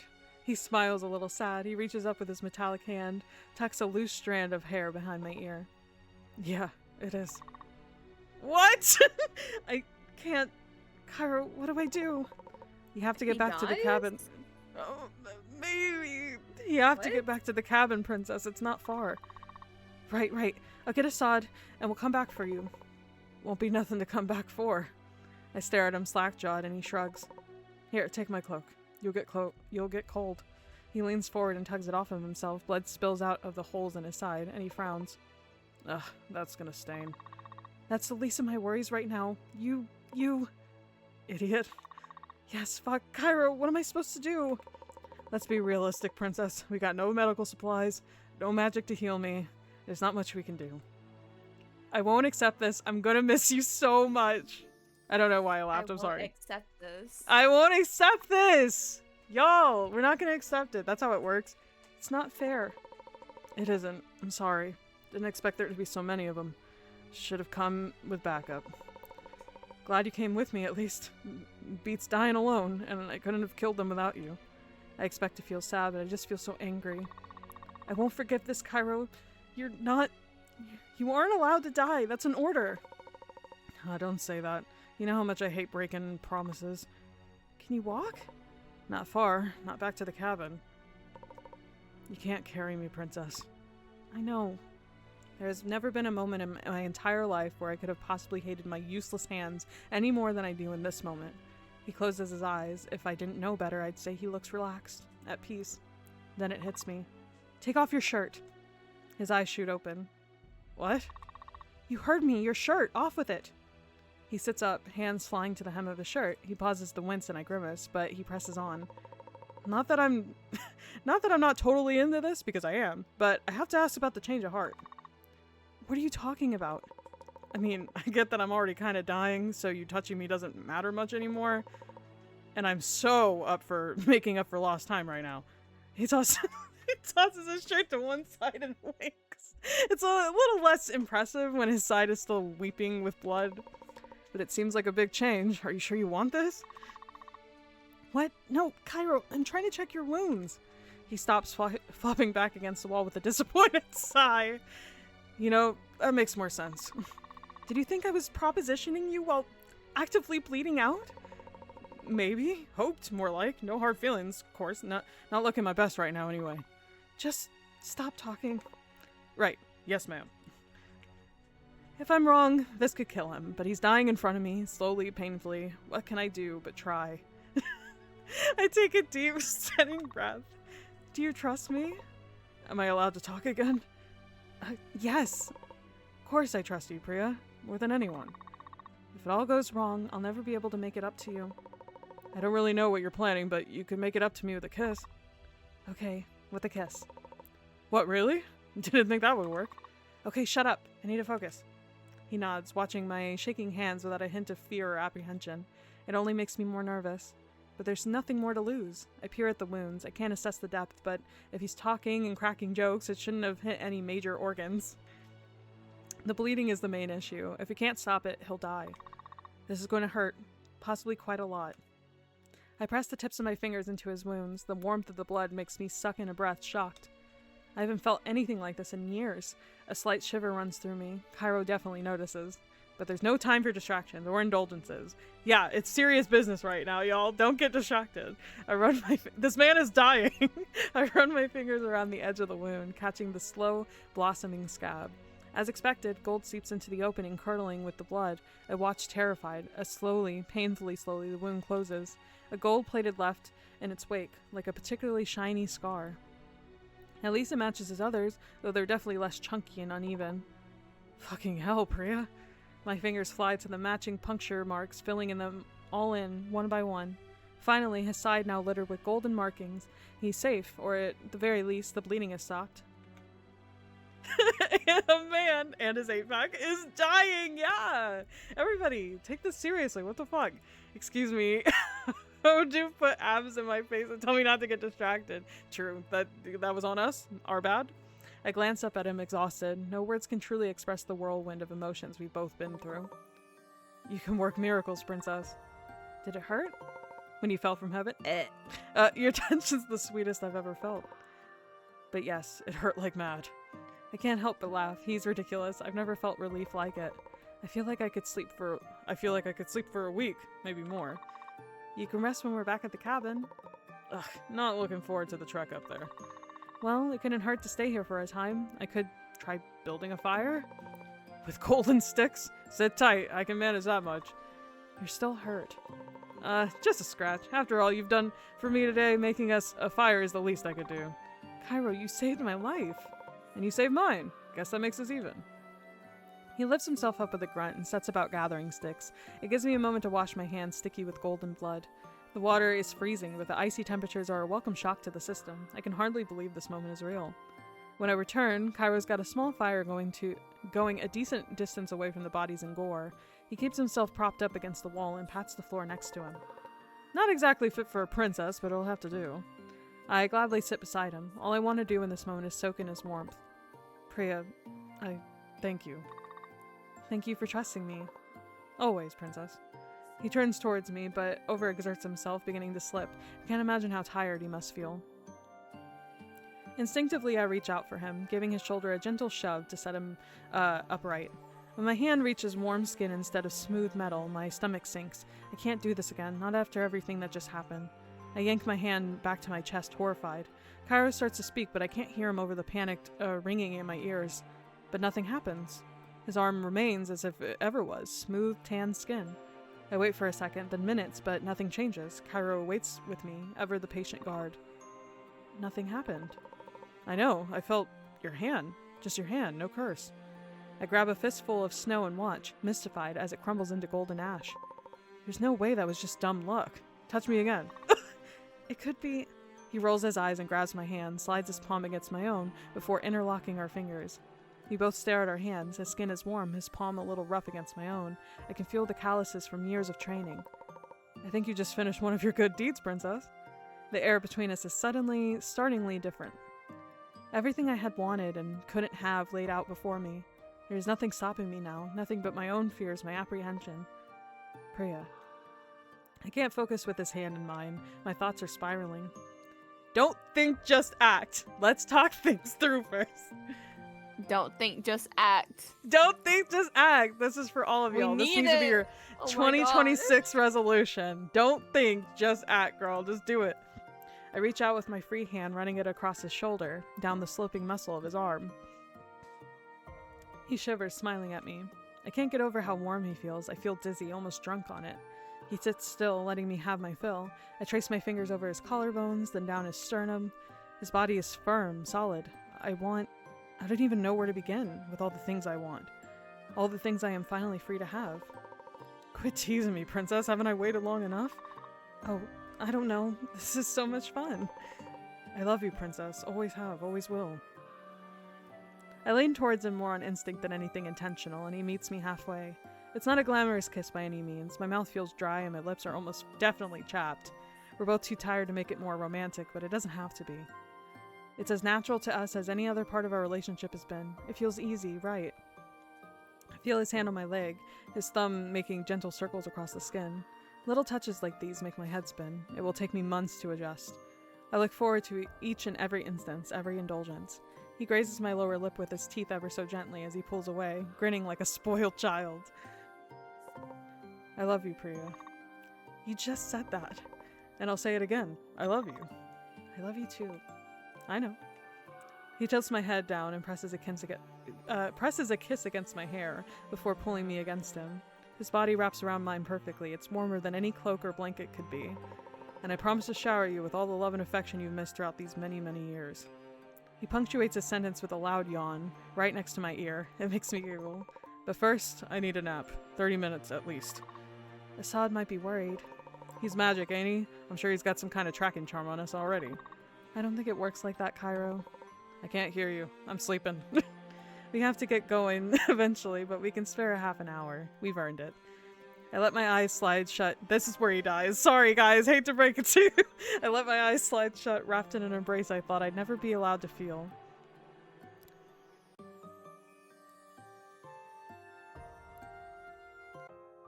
We ended up sleeping for a bit longer than half an hour. Long enough to send us trekking back up to the cabin right after we woke. He better not die. That would be the ultimate, like, that's even worse than, like, not getting a kiss. Hey, you got a kiss! We got a kiss, guys! That's, you know, progress for us. Well, we spared a moment. More. We need more! We're needy. Give. Give. Well, we spared a moment to let Cairo dress himself. Keene doesn't kiss block. That's true. She gives in. That's why she's the better writer than me and Gray. We love kiss blocking. What are we going to tell Assad? What's there to tell? We fought a beast, finished a good deed, and the day is saved. There are 2 more deeds to finish, first of all, and that's hardly what I meant. Oh, you mean about us? You think we need to? Well, I suppose not much has really changed. Let's see if he figures it out by himself. Put our PDA levels to the test. I worried that Assad would be nervous, pacing the room, waiting for our return.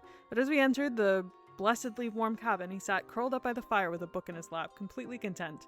He barely looks up as we come in, offering a simple, "Wipe your feet, please. No use getting snow everywhere." Cairo and I can barely restrain our laughter. The beasts are dead. Oh, good. We took quite a while. You don't seem especially worried. How long could a beast take to kill? A day? 2? I trust the pair of you had it handled. He throws a glance in our direction and nods in approval. And my trust is well placed, seemingly. I completed my first good deed, Assad. That gets his attention. He snaps his book shut, and he's up on his feet in an instant, pacing towards us with a smile. Excellent. What did you do? Did you feel anything peculiar? Any physical changes? Beast got a little toothy, but she closed me up with her magic touch. Neat, huh? I'm immediately taking it. Guys, look how quick that fucking happened. Incredible. Magic. Cairo lifts up his shirt to show off his shiny new scars. I roll my eyes. Assad stares at his abdomen for perhaps a little longer than necessary before swallowing and nodding. That is very fascinating. I'll have to pick your brain about it later. Not popping it right back on, too. I don't feel any different, really. I can touch Cairo without incident now, but, well, I didn't know until it happened. Cairo wears tearaway clothes like a stripper. A stripper AU for Cairo isn't even, like, that out of character.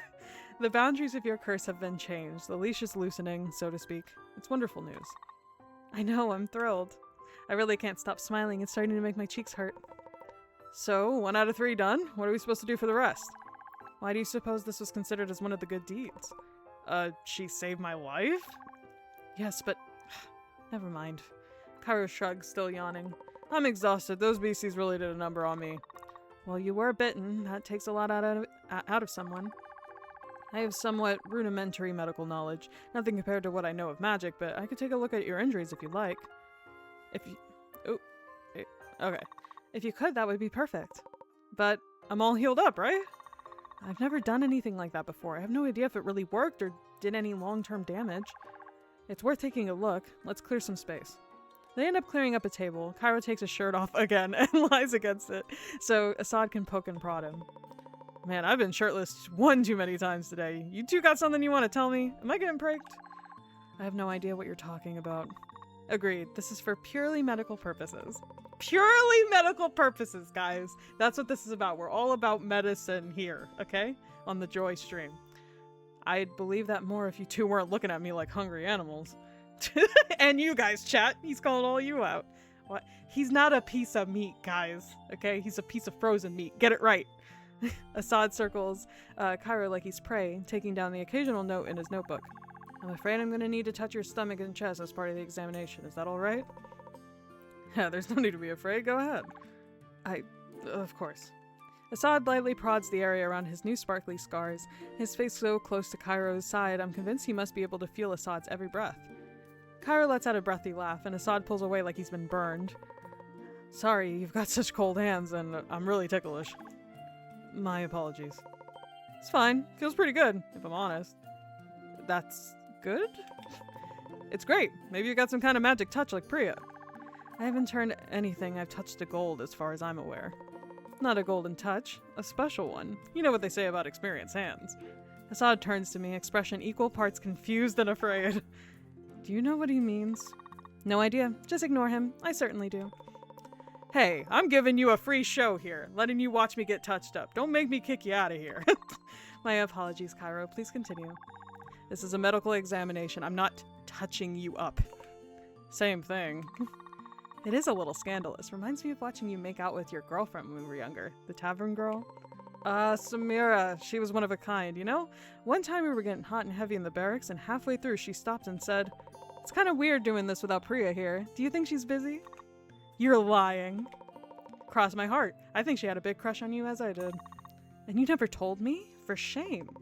She never came out and said it. That's just my suspicion. Sweet girl. Hope she's doing well for herself. I'm certain she is. She was easily the prettiest girl you dated back then. A little out of your league, if I'm honest. Oh, don't I know it. Assad listens to the story as he examines Cairo's stomach, face flushing darker with every word. It becomes almost a game, seeing how much we can rile him up without saying anything explicit. I mean, honestly, that's just this whole fucking game, isn't it? Huh? Just seeing how much we can say before chat just, like, explodes. Everyone's so blushy, hot, and bothered. I know. Peak game. Peak game. Absolute cinema. But after a few minutes of teasing, Assad steps away and clears his throat, facing away from us as his blush dissipates. As if we hadn't already seen the worst of it, but it's cute watching him try to save face. Oh! You seem fine. You should still see a real medic when we have the time, but there don't seem to be any warning signs. No bloating or swelling, and the abdominal muscles look good. I mean, feel good. I mean, seem fine. They seem unimpacted by what happened, which is a good sign. I fear I wrote this with lust in my heart. You don't say. This is news to me, to be honest. Is this news to you, buddy? Is anybody confused? I need a drink of water. Personally. I need a drink of big swig of water. And you need a hunk of meat. Indeed.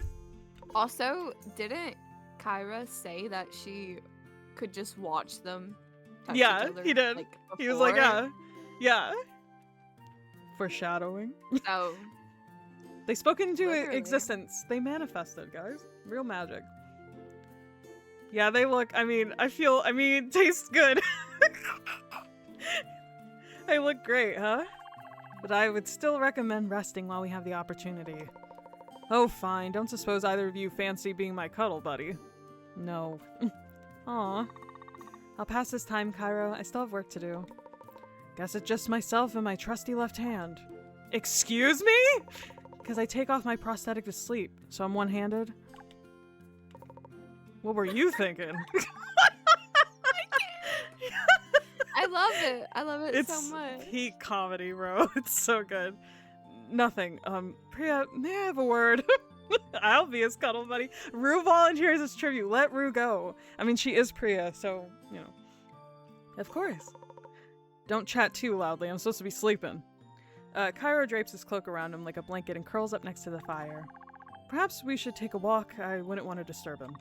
If you wish. Thank you. Rest is critical for the injured. Just let me fetch my cloak.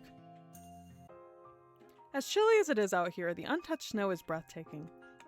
Though that might just be the cold, Assad shivers next to me, tucking his hands into his sides. Forgive my curiosity, but where are you from? Sorry. Forgive my curiosity, but where are you from, Assad? Not here. I gathered as much. You look freezing. The north has many charming qualities, but the temperature is not one of them. I love this pose that he does. This is my favorite pose. It's so good. Like, yes, like, queen. Not a fan of the snow? I can appreciate it from a distance. South Jack clear, then? Indeed. My home is only a few days' travel from the border. Do you miss it? No, I've traveled plenty. Tylos is merely my next stop. I've never left the city. I was always rather envious of my parents' trip, but I wasn't permitted to leave the palace. Magic is a big responsibility for a family. Few handle it well. Asking a child to keep something like that secret is a recipe for disaster.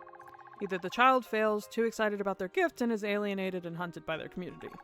Or they keep it a secret and resent their powers until the day they die. Speaking from experience? Certainly. I no longer have a home, for reasons I'm sure would not surprise you.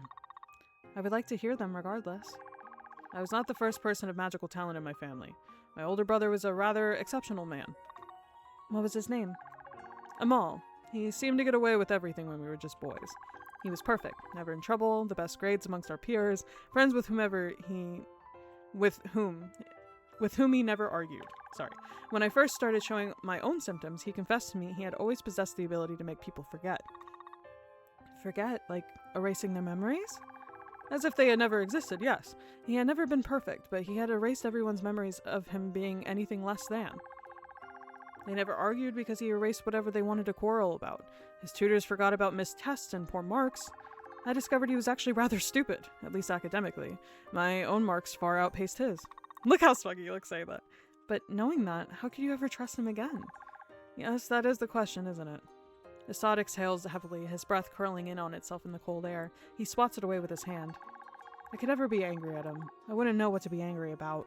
And if I showed fear or hesitation, I worried I would forget his confession to me too. But I always doubted him after that. I think he knew. What happened to him? He got himself into trouble.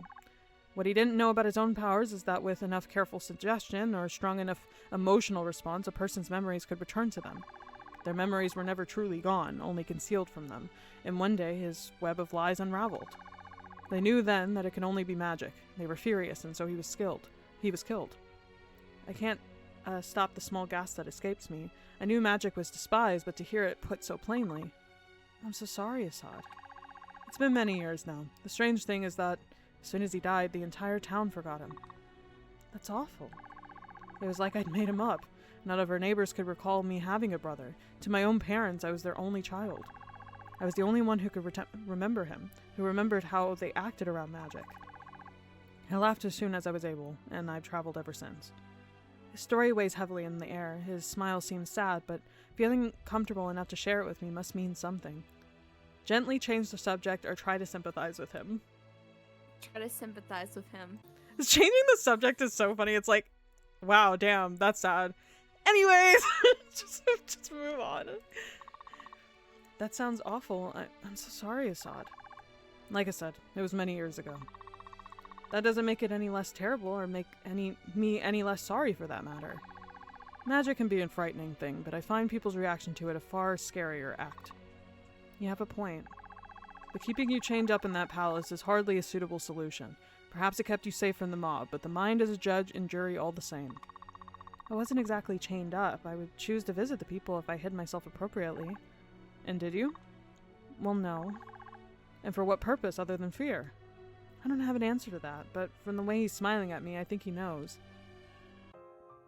We end up walking back the way me and Cairo came, not far enough to meet the mouth of the cave, but enough to find the icy lake. You can't see this part of the forest from the castle, nor have I ever ventured this far north. Before today, I would never have known there was a lake here, let alone one primed for skating. Not that I ever skated before either. I tentatively press the tip of my foot against the ice and it holds firm. We could walk out across it if we wished. Shall we turn back? You don't wish to explore the lake? Well, you are more than welcome to, my lady. I raise an eyebrow. You won't come with me? I must confess, I loathe water. I have ever since I was a boy. Did you live by the coast? No. Then where did the sphere come from, might I ask? I don't know. For as long as I can remember, the idea of swimming sends a shiver down my spine. I suppose it is more to do with the dark unknown. I have no idea what's hiding below the depths. And yet you study magic. Arguably there's nothing darker and more unbeknown than that. He smiles, rolling his eyes a little. But magic can be studied, safely and academically too. I cannot say the same for dark waters. Though if I'm honest, anything deeper than a bathtub makes me a little nervous. You cannot be serious. Terribly serious, I'm afraid. Bath time in my house was a tumultuous time. I step out onto the ice and hold open my arms. It takes a little more focus to remain upright, but it's manageable. But Assad, this isn't water at all, it's ice, completely solid. He swallows, his eyes focus on the ice where I'm standing, but it stays solid, no cracks or wobbles to be seen. Ignoring, of course, the water's under it. What if it breaks? It's the thickest ice I've ever seen. We'll be quite fine, I promise. Also, there's an ad in like less than a minute, by the way. You promise? I do. I'd offer to hold your hand, but that would do little for calming my nerves. It's quite alright. His fear must be quite serious then, or perhaps the flush on his ears suggests nerves of a different kind. Perhaps this could count as one of my good deeds, helping you confront your fears. Well, I suppose. It couldn't hurt to try, right? Assad swallows, squaring his shoulders before taking in a deep breath and nodding. It wouldn't hurt to try. So much of magic is built around mentality and fear that I won't bore you with the details. He takes a wobbly step out onto the ice, holding out his arms for some semblance of balance. He's close enough to the lake's edge that he'd land on the soft white snow if he tipped over. But that doesn't stop both of us from taking in a sudden gasp when he almost slips, circling his arms around the air as though he's trying to swim. I hate this. Ease his nerves, show off. Ease his nerves. That's such a funny show off. Just be like, nah, nah, nah, nah. Also, he's literally giving off a cat boy. Crazy word, but you're not wrong. Also, we're in the ad, so you know what? This kind of craziness is probably suited for it. I'll take a break here for a second just to drink some water. You girl needs it. I'm like baby cradling my cat in my blanket right now. Aww. Assad is very catboy coded, and of course Cairo's very dogboy coded, making Priya just the owner, I guess. Yeah, I was gonna ask if it was okay to like resemble Kyra as... Is that his name? The other boy? Cairo? Yeah. Cairo. Yeah, he reminds me of Glyph. Aw, yeah, we love a dog boy in this house. Reminds me of Nick. I love him. I love a dog boy. Best kind of boy. They're good. Wes is very cat-coded, you know. I got some cat boys too. I know. Are they my favorites? They're alright. Nah, I love Assad. I love how bitchy he is. It makes me very happy. We do have a lot of dog boy characters for real. Cats and dogs. That's us. We need some more bird boys. Wink wink, nudge nudge. Maybe for a future project, who's to say? Maybe for one quite soon. Maybe we need a fish boy. I don't know what that would be like. A fish boy. Fish girl. I fear that there would be a lot of suction jokes. Us? Never. We would never do that. Are you joking? Merman is crazy. Hey, you don't want to see a merman? Who doesn't want a merman? Raise your hand if you want to see a mermaid. Just any kind. We like some... I was going to say bug boy, but that's just fairies. Like fairies in my world, they're like half bugs, half people. Little bug boy. So we love mermaids in this house. Who doesn't? We need more merman. Now we need a frog boy or a worm boy. Worm boy. Very important. We got a bookworm boy. I do like a worm too. Maybe slug boy. Okay, we are back from the ads. We had the most uninteresting conversation ever. So don't worry. If y'all ascended, or I mean, I guess y'all left down in Earth and you got to miss out on the fun fish boy and worm boy conversation. So consider subscribing if you want to see that kind of fun stuff.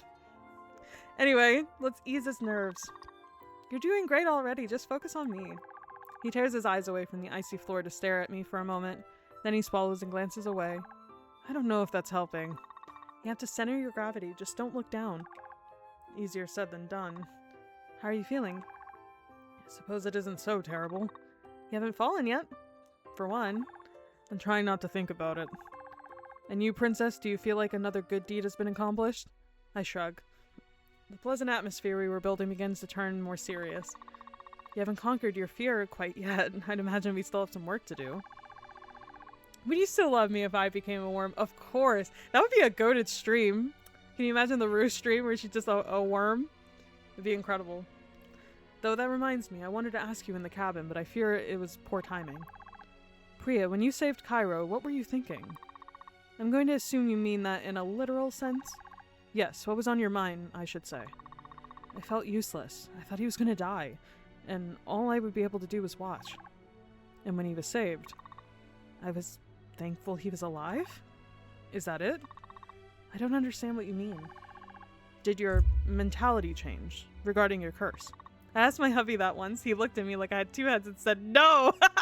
At least he's honest. You got yourself an honest one. That's fair. Mine said that he would build like a little like terrarium for me and keep me safe in there or whatever. Because I'd be like eaten by like a bird or something. I have yet to ask mine. You should ask him. Update us with what he says. Not that I am aware of, no. But why? Is it only because of your curse that you saved him? We were only in that situation in the first place because of this ridiculous curse. Was I a normal woman, I could have helped walk him to safety, patch his wounds the normal way. He wouldn't have been in that cave trying to fight them by himself. It wasn't for me. Priya, you must know that I mean this in the least offensive way possible. But I feel your mentality is what's holding you back in terms of breaking your curse. Excuse me? I truly mean no offense. I only hope to change your mind, your perspective, really. A curse is a curse, Assad. What other way is there to see it? It's magic. I am aware. Perhaps it is only a curse because you consider it such. I can't stop myself from raising my eyebrows, incredulous. This perspective is heartbreaking, infuriating. Infuriating. It's infuriating. It's a curse. Nothing good can come of a curse. Isn't that the point? To punish me, my family? Am I supposed to make my peace with never feeling the touch of another again? Or better yet, use my gift to fill the palace's coffers? I won't live like that. I'd rather... The words hang on my lips, but I won't say them. Assad's face looks grave. Priya, that isn't what I meant. What else could you possibly mean? You were wonderful, fascinating, kind woman. A good woman. You could do so much for the city. How? What can I give these people that's not meaningless gold? The same feeling I felt in the cavern comes creeping back into my heart. What is it? Uselessness? Hopelessness? He steps closer, brow furrowed. Your powers are not meaningless, Priya. They are special, remarkable. It's hopeless. Of course not. I'm useless. Don't say such things. It's true, isn't it? The curse has controlled my entire life. You can't imagine what that feels like. It's controlled you because everyone has taught you to fear it. You could be more, I know it. You're wrong. I take a step away from him, holding my shaking hands to my chest. I hate them. I hate this stupid tail, the cracks in my skin, Cairo's poor golden scars, his metal arm. All I do is hurt people. Assad steps closer to me, shaking his head. He looks furious. That makes two of us. And what of saving Cairo's life? Was that useless too? Should you have left him to die to give you a better excuse for your self-pity? He was only hurt in the first place because of me. He was hurt because he is a knight. That is his purpose, to fight and protect. You saved his life. You could save so many others. You said it yourself. They would never trust me. I will always be cursed in the eyes of others. I know you could change their minds. How? You barely know me. Because you're... He throws his hands up in the air and lets out a frustrated groan. You're perfect. You're kind and humble and beautiful and self-sacrificing and everything you need to be to change their minds. And I know it's because you've changed mine. I was perfectly content being alone, and you and Cairo interrupted my safe solitude with your joy and your laughter, and I can't be quite sure which one of us moves, but one moment he's ranting and raving, and the next his cold lips are pressed against mine. Oh my god! Incredible scene, absolute cinema. Oh! The boots are shaking, the walls are crumbling down. His hands cut my back and I let out a small content sigh, my toiling emotions dissipating as I feel his body shiver next to mine. It really is cold out here. Our shared body heat does a little to stave off the chill, but when he lets out a small weak moan against my mouth, almost involuntarily, none of that seems to matter. Hey, there's a thin line between love and hate, or arguing and making out, I guess. None of that seems to matter. I feel lighter than air, raising myself up on my tiptoes to bring us closer. As we finally pull away, more for air than anything else, his slightly nervous smile vanishes. My stomach sinks. Does he regret it already? Priya. Yes? Don't move. I don't know what you... It's only then that I hear it, the tumbling echoes of ice cracking far below me. I don't even have time to panic before I fall. Priya! The lake's deep enough that the first plunge drenches me completely, stealing the air from my lungs. Oh no! It's hard not to gasp for air, the ice-cold water soaking into my clothes, my skin, my bones. It feels like the thickest material of my clothes, heavily padded to block out the cold, feel like weights dragging me down. For a moment I think I really will die here. A golden statue at the bottom of an icy lake. The water is dark, murky. I can barely make out anything, until two pale hands breach my eyeline, gasping desperately through the cold water. It would be easy to reach out and take his hand and save myself, but Assad would, at best, he would lose an arm. At worst, we're so far out. Would we reach anyone who could help us in time? It isn't worth it. How could I live with myself knowing I hurt them both? The only men who ever believed in me. I don't want to give up, but I won't hurt anyone else anymore. I swore it to myself. My hands stay by my side, and his arms disappear. I try not to panic. I'm not a strong swimmer. I've never practiced, but I tried to force myself to the surface despite this. I can just make out the crack in the ice where I fell, the sun shining through it. If I lose sight of it, I'm dead. I don't have the strength to break the ice on my own. Don't panic. Don't panic. Don't panic. Then the light disappears, blotted out by something I can't make out. This is it, then? Of all the ways I thought I might die, drowning was never something I planned for. But then I feel it. Two shaking hands grasping my dress collar, heaving me up with all their strength. I push out my legs to try and help, but I'm already exhausted. Just for a second, his strength slips and we both panic. My life is in someone else's hands now. Is this how Cairo felt, I wonder? The air that fills my lungs when I finally breach is a welcome reprieve. Assad's hair is dripping with water, his panicked face breaking out into a relieved smile. Thank the stars. I go to speak and end up sputtering instead, coughing up a little bit of lake water. Thank you, Assad. I'm just so glad you're okay. I'm freezing, actually. We have a slim window of time before frostbite can set in. We have to get you back to the cabin. And fully out of the water first. Yes, right here. Come here. I can climb out by myself. You'll need your strength. Come here. He puts his hands under my arms and lifts me up out of the water. The wind makes my wet skin freeze over. It's so cold. Here, take my cloak. You're soaked too, Assad. Don't be silly. Hardly. A bit of water won't kill me. We both muster up a slight laugh at the irony. Should I take my dress off? His face turns red instantly, and I'm tempted to nuzzle up to it and steal some warmth. When we get back to the cabin, yes. For now, let's get moving. I didn't bring a change of clothes. We'll manage, I'm sure. He drapes the cloaks over my shoulders. The extra weight and warmth is delightful. Can you walk? Just about. Here, you can lean against me. Oh, thank you. He can definitely feel me shivering, even through the thick material of his cloak. I know because I can feel him shivering too. The walk back is painfully slow. I'm too tired to push myself to walk faster. I hope Cairo has kept the fire up. We're lucky to be staying in the place with a fire pit. Even if it's run low, we can set up another rather easily. Thank you again for rescuing me, Assad. As opposed to leaving you to drown? I know it must have been terrifying for you. Honestly, I hardly thought about it. Rescuing you seemed more important than any lingering apprehension I have about water. You're very brave, you know. Hardly. I did what anyone would do. I owe you my life twice over, if we fix this curse. Actually, you do need to warm up instantly in that instance. Strip! Bruce just saying what everybody's thinking.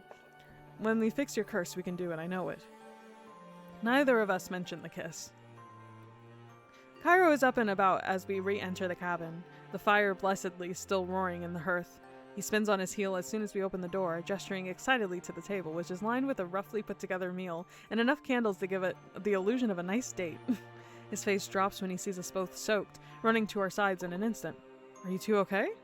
He shuts the door behind us, flicking his eyes between me and Assad like he's assessing the damage. I wanted to take a walk on the lake.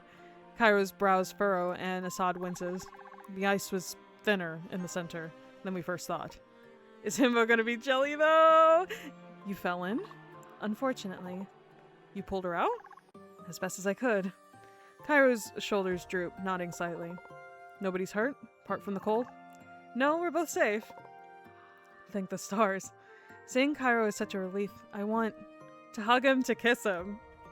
To kiss him. What are we gonna do, y'all? We're gonna kiss him, y'all. What's another one? Round 2. It hasn't been long since I last saw him, since this development in our relationship was something I was allowed to indulge in. I cup his face, his warm, beautiful face, and kiss him with fervor. He wraps his arms around me in an instant, pressing his body against mine. I miss you too, love. Assad clears his throat and we pull away, cheeks pink and warm. Not to interrupt, but we ought to get to the fire and dry off before we run the risk of falling ill. Yes, of course, smart man.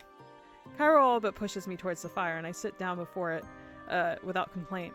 The heat is beyond description, and the moan of satisfaction I let out at the warmth is likely less than appropriate, though nobody makes any snide comments at my expense. After a moment, Assad takes a seat beside me, warming his hands and his hair in the front of the fire. Cairo has gone to fetch some extra firewood. Assad is almost whispering with how quiet his voice is. I must apologize. For what? The kiss we shared. Of course, regret must be settling in. I had no idea that you and Cairo were, albeit I should have guessed. What are you talking about? That you and Cairo are together. I didn't mean to intrude on your relationship. If I'm honest, it hadn't even crossed my mind. He raised an eyebrow. I'm sure Cairo would think differently. I hear the door swing open as he returns. Well, perhaps we should ask him. Cairo jogs over to us and tosses an extra log into the fire. What are you two whispering about? Assad and I kissed on the lake, prior to my fall, I should say. He pauses, glancing over the two of us. Assad is sweating, panic in his eyes. Okay, did you like it? I did. He claps us both on the shoulder with a grin. Glad you guys had fun then. What? What? Did you think I was going to be upset? Well, yes. As long as she's happy, it doesn't bother me. But you two are... together, yeah. I love her. She deserves nothing but the best. And that's a tall order for just one man. I'm not above needing a helping hand. Get it? He lifts his metal arm with a cheesy grin. I roll my eyes instinctively, but he seems unfazed. I don't understand. Me and Cairo have always had a special relationship. It hasn't always been physically romantic, shall we say. But we loved each other for years, and I dated plenty of other people in that time. But the circumstances were so different. True, if anything, the circumstances are better now. More equal. You mean it's finally my turn? And I'm so excited for you. Just don't forget about me when you two are having fun, yeah? He bumps Assad with his shoulder, but he barely reacts, frozen solid, and not just because of our still damp robes. So it's fine? More than fine. Great, even. Priya's watching me getting hot and heavy before, but you know, I've never had the pleasure of seeing it in return. For obvious reasons. I need... time? Yes. We didn't mean to pressure you, Assad. That kiss doesn't have to have meant anything. Right. Just spur of the moment. She's so beautiful. Who wouldn't want to kiss her? Quiet, you. Not the time. Sorry. He doesn't look very sorry. Stuff like this only works if everybody's happy. I am. Priya is. It's all in your hands, Assad. Assad looks a little green at the idea. Let's let the matter rest for now, and perhaps get some rest ourselves. It's getting late. Good idea. Might as well spend the night here. I don't feel like hiking back to the city. Is that alright with you, Assad? He nods, seemingly lost in thought.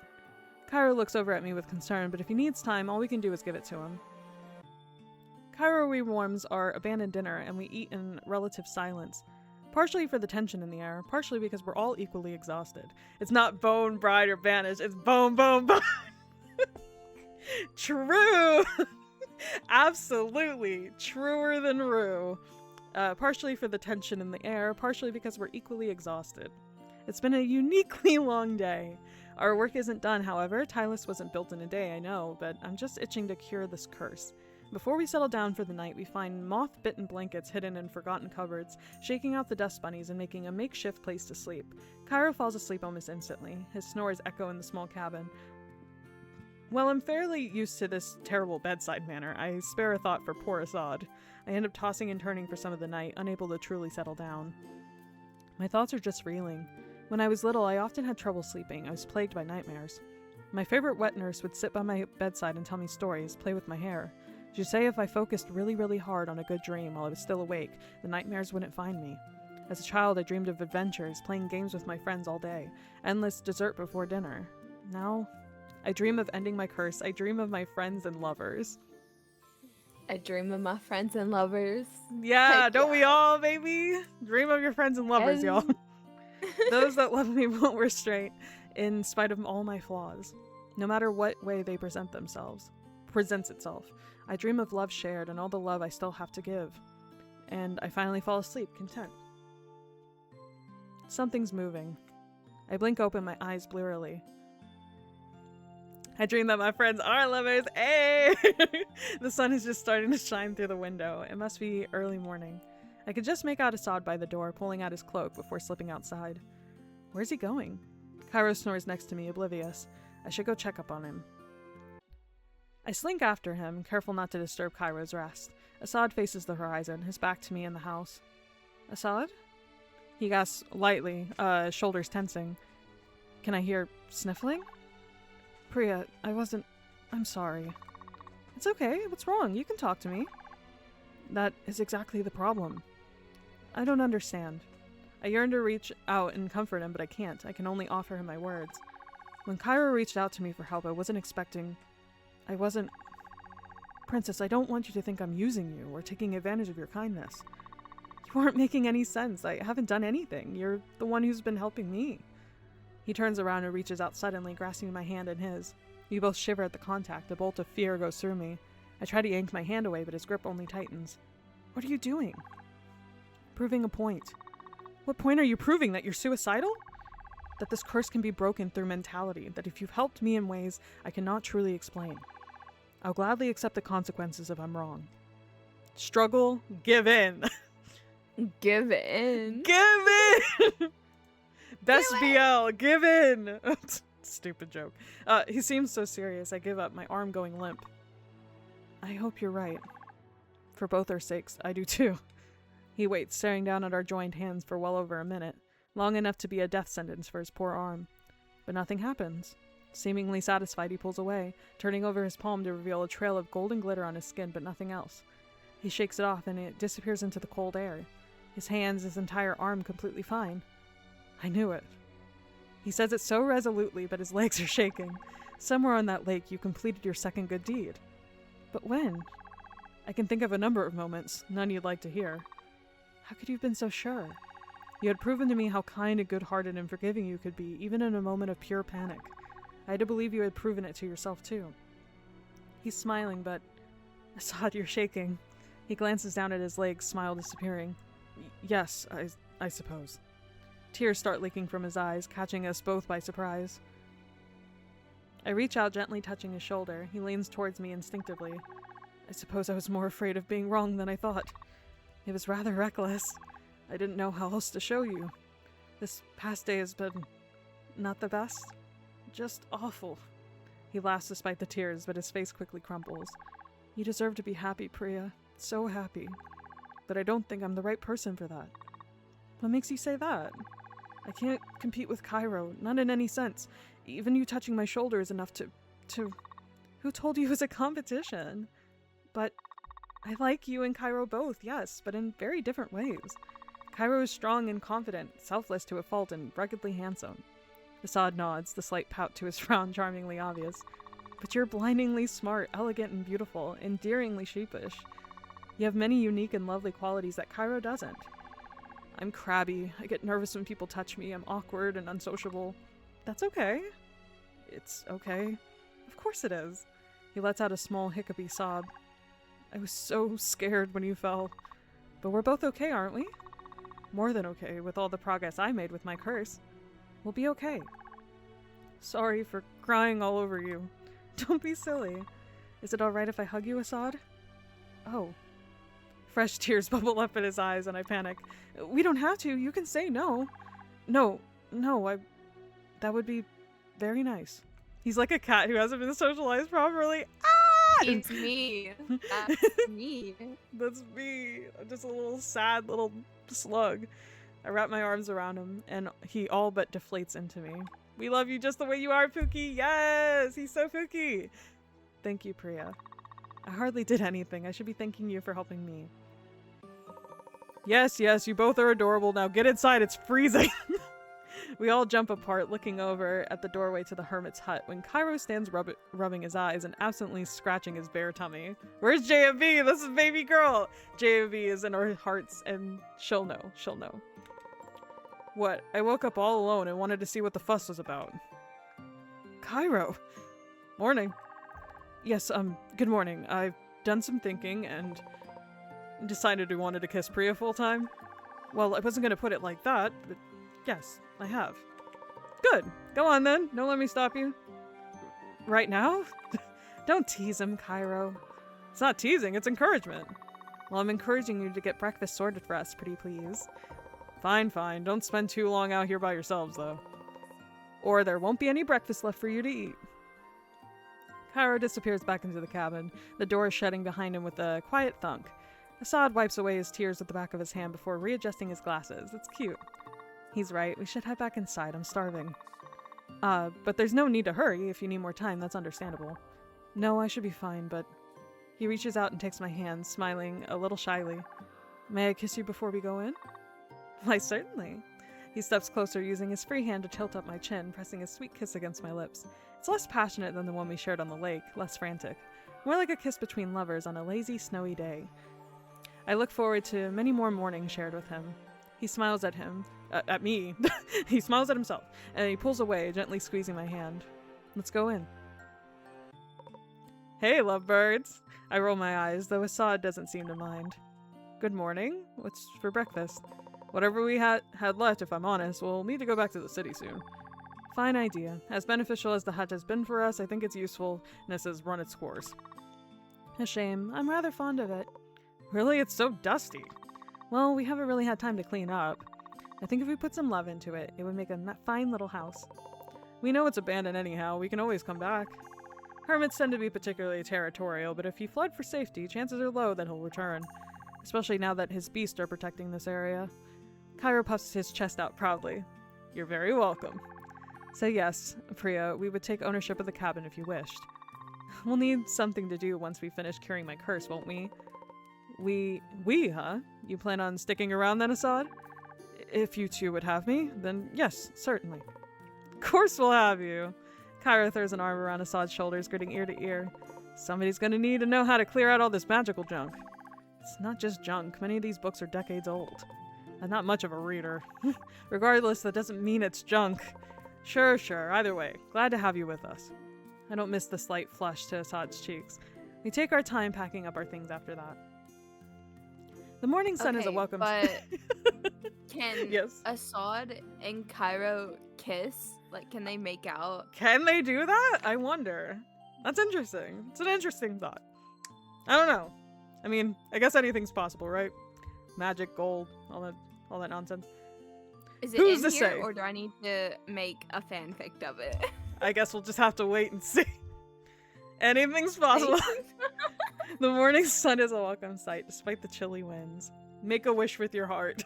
The trip back to the city doesn't feel quite as long as the journey out. Perhaps because we're more at ease with each other now, the conversation flows easily. Priya, forgive my curiosity. How have you managed your curse in the past? How do you mean? Eating and drinking, for example. How have you done so in the past? I have a lot of golden utensils at home. Though, on occasion, someone would hand-feed me. Hand-feeding? You sound surprised. She is a princess, remember? It's not like I asked any of my father's servants to hand-feed me. If anyone was feeding me by hand, it was you, Cairo. Cute, but a little beneath a knight, no? I wasn't always a knight, you know? We were kids once. But you hand-fed her at breakfast, today, too. Yeah, well, I like doing it, okay? Once we finish this last good deed, you won't have that excuse anymore, you know. I'll just have to ask you nicely, then. Wait, last one. Don't we have 2 more to do? We completed a second one yesterday. What? Cairo laughs excitedly, pumping his fist in the air. That's great! One last thing to do, then. With any luck, we might be able to find something in the city. All the boys for Priya. Priya's collecting them like Pokemon. Agreed, and in the meantime, we can get some more supplies. Maybe stop for a meal? The tavern we visited the other day was pleasant. I wouldn't mind going back. It's a date, then. We paused for a moment just outside the city to disguise me properly. I don't have the luxury of walking around freely. The citizens would be alarmed by golden skin and a tail. Hiding myself is an unfortunate necessity. Keeping my tail tucked into my robes and my head down is vital. Right, I'm gonna go. It's a shame you must hide yourself. You know how people respond to magic, it's for the best. Yes, I fear you're right. There's a market in the square today, isn't there? We might be able to get most of our supplies there. It'll be rather busy. We'll look after you. I wish I didn't have to rely on you both for that, but thank you. Cairo places a comforting hand on the small of my back. Assad gives me a confident smile. It brings me comfort having them here. The market is bustling, stalls of all kinds set up in the streets. There's more than what we need. I've never been to the market before. Nor have I. Is it always quite so busy? Honestly, I'd say it's a pretty quiet day. Terrifying. What? No, it's great. I wonder if Daska is selling her pastries today. We should get food that will last us, Cairo. But something sweet couldn't hurt. We're not exactly short for gold. I can't argue with that, but if you spoil Cairo too much, he'll get big-headed. I'm not spoiling him. Cairo is sucked in by all the treats on display. Assad gravitates towards secondhand booksellers, but something in particular catches my eye. The jewelry or the trinkets. What are we feeling? Also an ad in like 30 seconds. Get the puppy his treats, yeah. Trinkets! We love a trinket. We'd just been talking about decorating the house, so it would be nice to pick out a few things to decorate. Fine coverings for the wall, beautiful vases to hold flowers, clay figurines. My mind wanders with the ideas for my own home. The palace was nice, fanciful certainly, but it had never felt like home to me. It would be nice to decorate my own place, make my own decisions. It's nice to feel normal, browsing the market stalls as if I was any other than myself. And as I glance away from the goods, ready to call over my companions to look at my finds, I realize I am alone. This is a good place to stop for the ad break. I need to pee. Bunny, I know you said earlier that you had a story you wanted to share, so right now, this would actually be a good time if you want to do that. Oh, I'm not putting the pressure on you. You don't have to. I We could already always... said it. Oh, did It was you? that I almost broke my leg yesterday. Amazing. Amazing. Just that I was at my boyfriend's house and his big wooden jewelry box that's like 7 feet tall fell on me. Incredible. 10 out of 10. It was very painful and I have like a huge knot in my knee now. Oh, no. Well, I have to pee real fast, so if you want to say something, you can. If not, we'll be right back. It'll only take like a minute at most.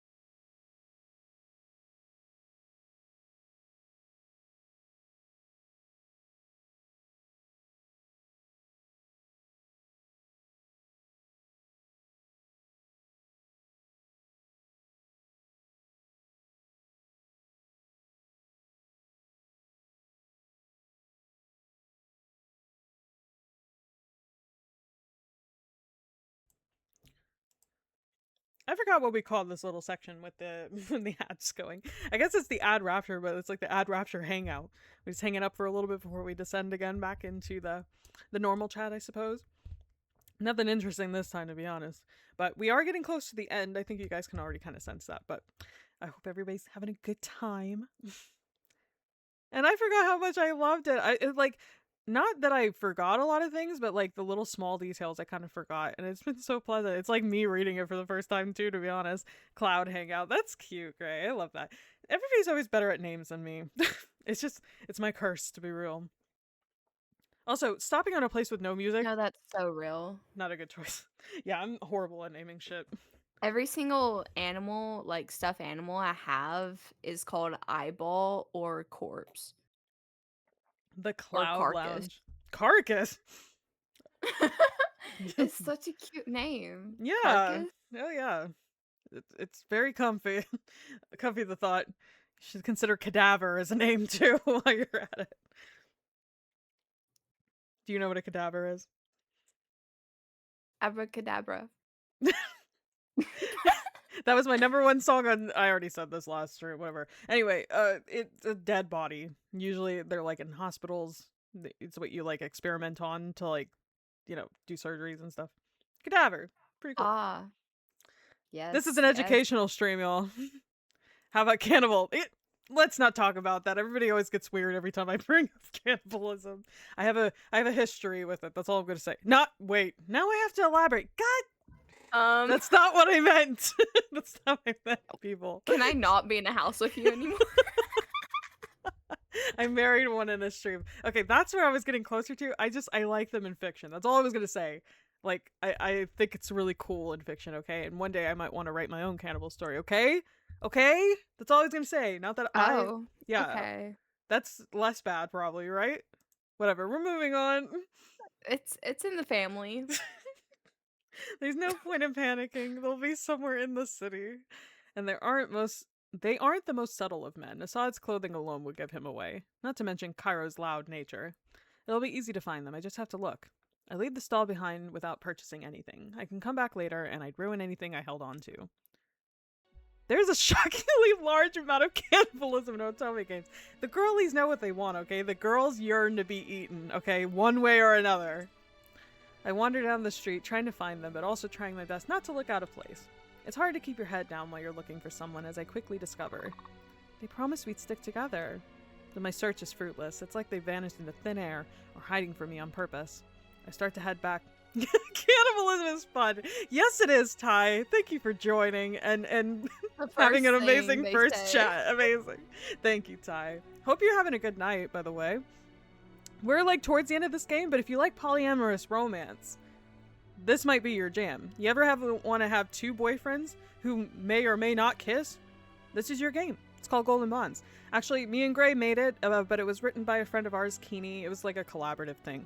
I mainly just came up with some story ideas and stuff like that, but it was a good time. We did it about a year ago, and now we're re-experiencing it here with my sister Bunny. And we've had some fun, right, chat? Right? We got raptured, we came back down. It's been great. Oh, I've been looking at this already. I'd say, oh shit. Well, I hope you enjoyed if you ever get a chance to play it, or you could just watch the VOD.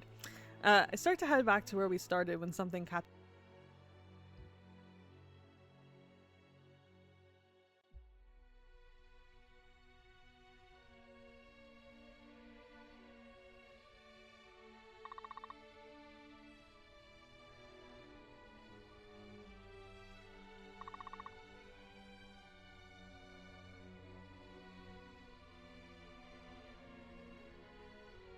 Oh.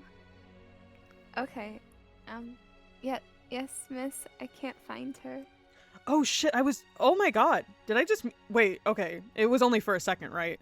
I think I know exactly what did it when I muted myself. It was only for a second. Please say it was only for a second. Please. I think when I went to go progress on the game itself, I clicked my other monitor and then it just muted me. Amateur hour. But I think we should be good now.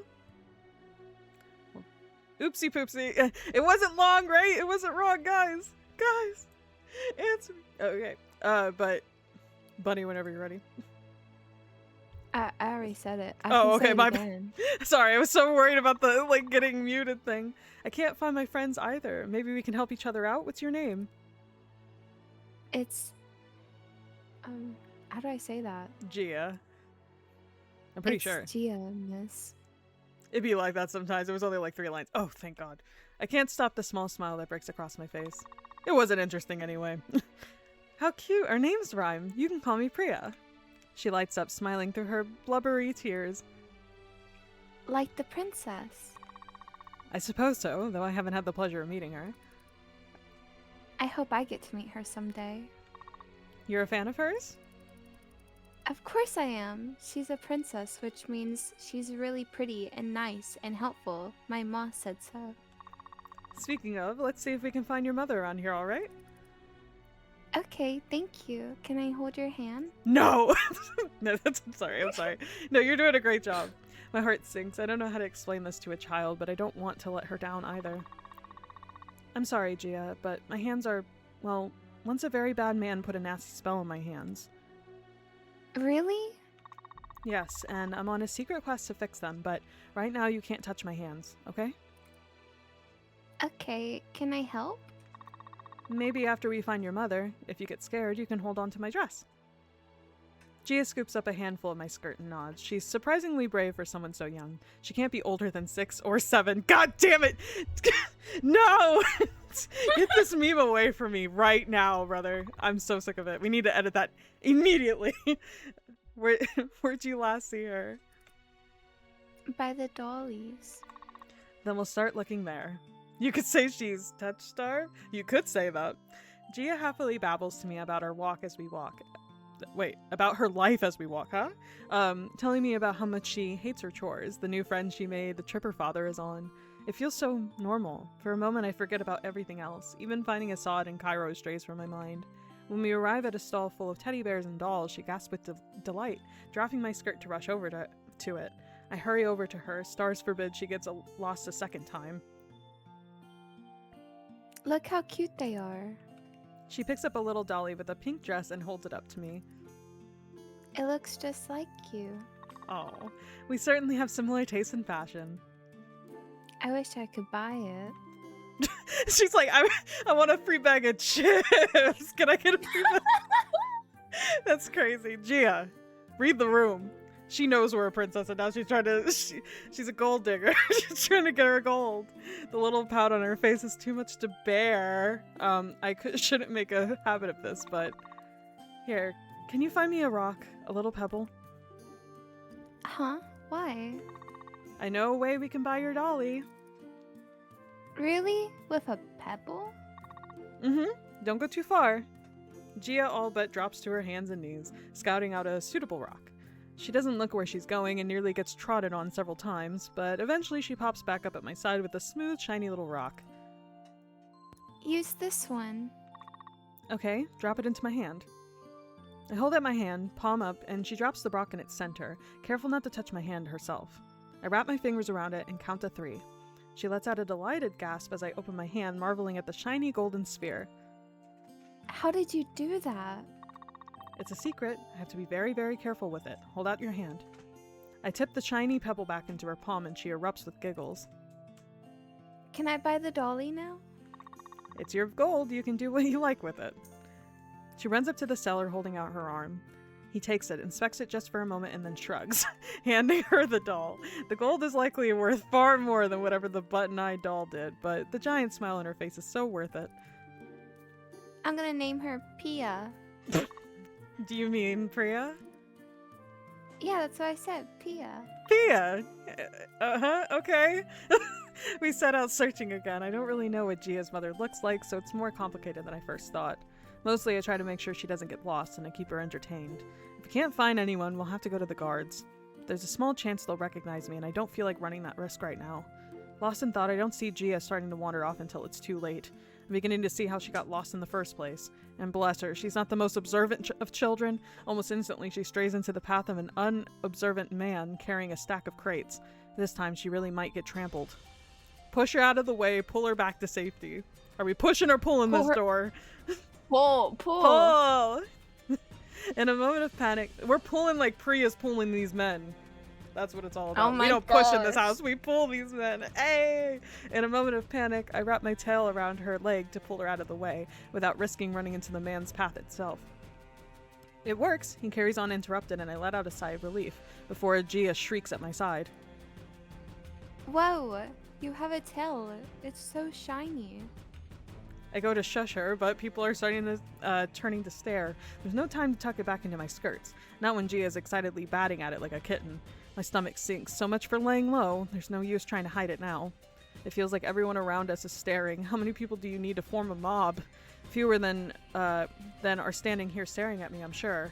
I don't know what to say, how to defuse the situation. I wish Cairo and Assad were here with me. But then a man coughs and offers me his hand. I can't. I start to splutter, trying to push myself up off the ground without touching anything important. She's got special hands. She's got special eyes. My brand! Sorry, I just... Gia! But it's okay, because she helped me lots, right, Priya? I'm not gonna hurt anybody. The silence feels so heavy it can't be quiet, can it? Somebody please say something. Gia! Says woman. A shrill cry breaks through the quiet. A panicked-looking woman runs to my side and scoops Gia up in her arms. The little girl laughs happily, squeezing her mother in return. Oh, stars, where have you been? I told you not to wander off. It's okay, Mama. I made new friends. Her mother looks over at me and gasps, taking an apprehensive step back. She bought me this dolly and made sure I didn't get lost. Did she? Mm-hmm. And we didn't hold hands because they're special, and she didn't want to hurt me, so she kept a really good eye on me instead. The woman swallows and then she sighs, bowing her head. Thank you for taking such good care of my daughter. I don't quite believe my ears. I'm sorry for troubling you with her. I don't know how much I can repay you. You don't worry about a thing. She's very sweet. She's a little rascal, always running off. Well, maybe a little, but it was no trouble. I'm just glad she's safe. I'm in your debt. Priya! Thanks the stars, there you are. Assad and Cairo wear matching panicked expressions. They only worsen when they spot everyone's eyes on me. Cairo's hand rests on his sword on instinct. Assad's shoulders raise defensively. Looks as though I'm about to get in trouble for running off too. Are these friends of yours? Indeed. I won't take up any more of your time then, but thank you, truly. If there is anything I can do for you. There's no need. Goodbye, Gia. See you later. The pair of them walk away. If I strain my ears, I can just make out the gentle chidings of her mother. Assad and Cairo haven't moved, still poised and ready for trouble, but around me, the silence slowly dissipates. The crate-carrying man apologizes to me for getting in my way. A passing woman compliments my dress as she goes. Life continues as normal in this small circle of the city, as if nothing was amiss, as though nobody had seen me. The real me, I suppose. No, it's more than that. It is the real me. There's no use hiding that. The two men let out a simultaneous sigh of relief. Priya. Oh my. What? I don't mean to alarm, but look down. I glance at my hands, currently balled up in the fabric of my dress. I must have clutched at it in panic. I pull my hands away frustrated. Another perfectly good dress gone to waste. But the fabric underneath is as soft and plush as ever, a sweet pink instead of shiny gold. I blink. I must be seeing things. Quick, catch this. Cairo steals a persimmon from a fruit stall and tosses it in my direction, and then immediately apologizes to the stand owner, forking it over the cost of the fruit. I catch the fruit. Nothing. I squeeze it, just in case. A sliver of juice trickles down my wrist, but nothing else. Nothing at all. Oh. You did it, love? All by yourself. The tears sprout before I have time to compose myself. I hug my arms to my body, an act I haven't had the right to do in years. So many years. Hey now. Cairo's hand gently touches my arm, then his arm loops around my back, pulling me into him. I know, love, I know. Congratulations are in order, no? Assad approaches with a sheepish smile on his face. I can't quite see, but Cairo must nod or give him an encouraging nod or something, because within a moment he's wrapping his arms around me too. The street has seemed... I pause to sniffle, and I can just about feel Cairo snickering. Far too much spectacle this last few minutes. They'll manage. Will be talk of the town, I'm sure. There's a nice way to put the subject of wives gossip. I'm trying to be an optimist. Somebody inspire me. Somebody inspired me. Aw. I laughed despite myself, hot tears starting to slow. You guys left me. I was hoping you'd forget that part. We'll make it up to you, we promise. Okay, well, I have a list of conditions. Oh no, we're gonna be earning her forgiveness for years. If that means I get years with you both, I'll take it. You're gonna make me tear up next. Well, it is your turn now. Excuse me, I think it's still currently my turn. My apologies. Come here. He squeezes me a little tighter and a little giggle escapes me. That's better. Oh, it feels so good. So, so good. Like I finally have control of myself again. It's a relief beyond description. I imagine Cairo and Assad when they realize they lost Priya are like the two Dragon Age companions when Hawk's been captured. Yeah, actually. They're like, what are we supposed to do? The only competent party member is lost. Fuck. Cairo wipes the last of my tears off my cheeks as we separate. Assad clings on for a moment longer before stepping away and clearing his throat. I guess all the supplies we bought were for nothing, huh? Not for nothing. We'll still need to eat eventually. Still, I wouldn't have bought quite so much hardtack. I told you we should have bought more spices. We need staples. We can worry about flavor when we settle down somewhere. Spices aren't gonna fill your belly. He pokes Assad in the tummy and he huffs. But it makes whatever disgusting concoction you bought easier to stomach. It's not disgusting, it's healthy. Do you intend to fight like a married couple all day? Oh! Thank you for the raid, Mad Bear! I would love to let you know that this is my first raid, and I'm so sorry my alerts are off. I, like, fucked them up somehow when I was fixing, quote-unquote, earlier. But welcome to the show! We are at the end of what is a polyamorous game. I am a game dev. I make visual novels. This is actually my game. I didn't write for it. I usually write for them, but this one I just was the creative director for. I wanted to show my sister here. Say hi, buddy. And chat. What's up? And so we're exposing you to a winter-themed polyamorous romance. If you've ever wanted to be a gorgeous girl with two boyfriends who may or may not kiss each other, then this is your jam. I was playing My Mind. I've played My Mind. It's a great game. I played it on stream a while back when it was first released. And yeah, you guys should play that too if you like yandere games, because it goes crazy. I was fighting the blonde motherfucker, I can't think of his name to save my life right this second. Wait, Geist. Fuck that guy. I'm all for the Hawaiian man. I can't think of his name at the moment, but such a good game. Love it, love it. Whoa. Thank you for the follow as well, Mad Bear. I really appreciate it. And again, appreciate the raid. It means a lot. In my list already. Hey, everybody play. I just want to punch him the whole time. Dude, it was a really fun stream. I have to look up. Yes, you do, Rue. Oh my god, you would love it. Because you played My Husband is a Stranger. It's made by the same dev, Chattercat. Chattercat is a good friend here, you know, a fellow dev. Love them down. Cairo looks surprisingly sheepish.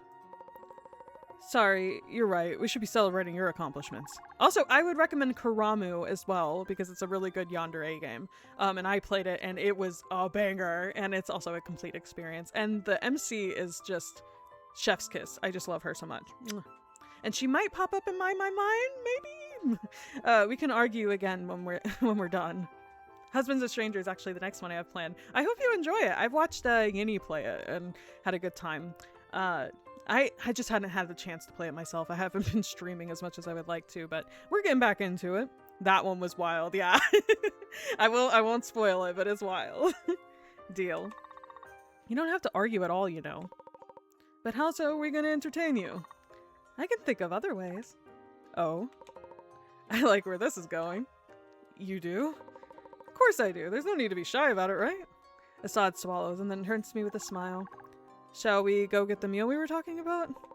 I just bought a bunch of food from the market. But Cairo, it's a special day, isn't it? I put on my best pout, fluttering my eyelashes. She deserves to be spoiled today of all days. Don't be so harsh. Cairo's eyes flip between us, his composure cracking. I tilt my head towards Assad and whisper, bat your eyelashes a little. Please, Cairo? He copies my pout, looking at him through his lowered lashes. Oh, SARS. Fine. The food won't spoil anytime soon. Thank you, love. I loop an arm around Assad's shoulders, grinning. I think we make a rather good team, Priya. Funny, I was just thinking the same. Ooh, it has voice acting. I bet the stunners would like it. They will love it. The voice acting in Karamu is insane. My Mind also has incredible voice actors as well. Imagine having two boyfriends and only being able to touch them now. Oh my gosh. A torture, a fate worse than death. But you know what? Distance makes the heart grow fonder, or whatever they say, you know? You two are bad for my health and my coin purse. You love it. He grins, rolling his eyes. Of course I do. The rest of our day is spent leisurely dining together, laughing together, and enjoying our freshly kindled relationship. We dine at the taverns we met in just the other day, enjoying the hearty food and simple drink with content revelry. Cairo retells stories he's heard from the night barracks with utter enthusiasm, with hand gestures far too graphic to be appropriate for a night dinner. Assad tells us stories of his home, how different things are down in the south. He seems to think something is brewing there, and from Cairo's grave reaction, I fear he's right. That's also a rectifier reference. We love those. By dessert, we begin planning getaways and escape from the city from royal duty. It would be nice to see more of Jacques Lear, and perhaps beyond. I have never left our city limits before. While I am still a princess, I'm still watching, by the way. Oh, cool, Cupid. I hope you're enjoying. While I am still a princess, and one day true duty will call, it's nice to play pretend. To imagine a simpler life with the men I love. As the meal, and indeed our day, comes to an end, Kyra suggests one final thing. A hot spring? The very best the city has to offer. Will you be alright with this, Assad? Why wouldn't he be?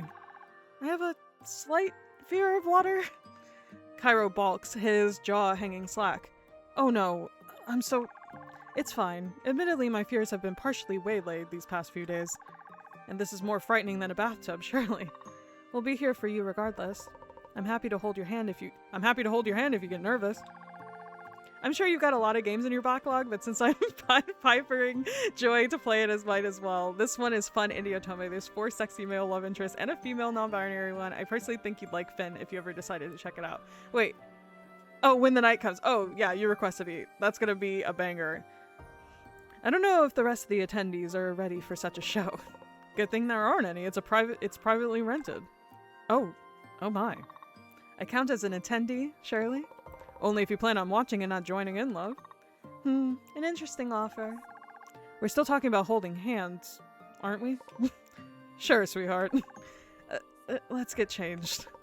Right. Can't get in the water fully clothed. Not again. We both had plenty of that. Assad leaves for some privacy, leaving me and Cairo left. Dressing in front of each other isn't anything new, not at this age. Before Cairo can strip off his shirt, I grab his arm, stopping him. He raises an eyebrow. I wanted to talk quickly before Assad comes back. Only talk? Yes, keep your hands to yourself. At least for now. Yes, my lady. Do you actually intend to do anything, or do you want to tease him? Cairo hesitates, slowly growing more serious. You think he'd be amendable to it? I think he likes you too. I think I'm tired of seeing you two dancing around each other. Okay, but does it change that much? Will the option change? Who's to say? Who's to say? All I'll say is I think you'll be happy regardless. That's all I'll say. Okay, well, I would do with the second one because I'm like less dancing, more touching. True. Stop dancing, everybody. Cairo wants nothing more than to take his shirt off at any given opportunity. Man's got top surgery scars and he's gonna make it everyone else's business. Exactly. And I can't wait to get another look at him. One of our first details was like, I want to give him golden scars and I want him to have the top surgery scars be gold too, because that's just elite. If anyone was dancing around each other, it was me and you, princess. Exactly, I've had enough of that to last a lifetime. Just ask him, I can only take so much. You're not even going to offer to help me out? Sorry. You're not even going to offer to help me out? You're a charismatic man, you can do this. You think I'm charismatic, huh? Yes, and handsome. Now get your act together, please. Right, I can do this? Of course you can. The both of us jump when Assad calls out. Are you two nearly ready? Oops, got a bit distracted. I'm gonna dip out for the night, but I hope y'all have fun. I will have to pop in another time. I hope you do! I'll try to pop in too when I get the chance. I hope you have a good night. And thank you for the raid once again. And the follow. Thank you, Ashton Critical Role fan art, for that specific detail. Amazing. He starts stripping with vigor. I'm not far behind. The water is delightfully warm, steam rising off the surface and dancing in the air. When I lean back, the slight scratches of cold rocks against my back makes me giggle. It's utter relaxation. What was that? Peace incarnate. At least for me. Cairo and Assad sit next to each other, like stone statues unmoving. Chilling in a hot tub, 5 feet apart, because they might be gay. Who's to say? I can't help raising an eyebrow. Don't you want to get more comfortable? I'm perfectly comfortable here. Cairo? The They're helpless. Maybe they need a little bit more prompting. This is lovely, isn't it? But I believe I was promised some entertainment. Assad's head snaps up, staring at me. You're serious? Do you dislike the idea? Well, not necessarily. That finally seems like enough of a push to get Cairo going. And if it wasn't entertainment, if it was... Assad swallows. His pause hangs heavy in the air. What are you implying? Well, Priya always said we fight like an old married couple, and our relationship is plenty tangled up. We're both involved with her, but what about us? What are we? What are we? I didn't want to presume. We have been friendly, yes, but there's never been any confirmation that we're truly friends. Cairo snorts, starting to relax. He leans a little into Assad's personal space.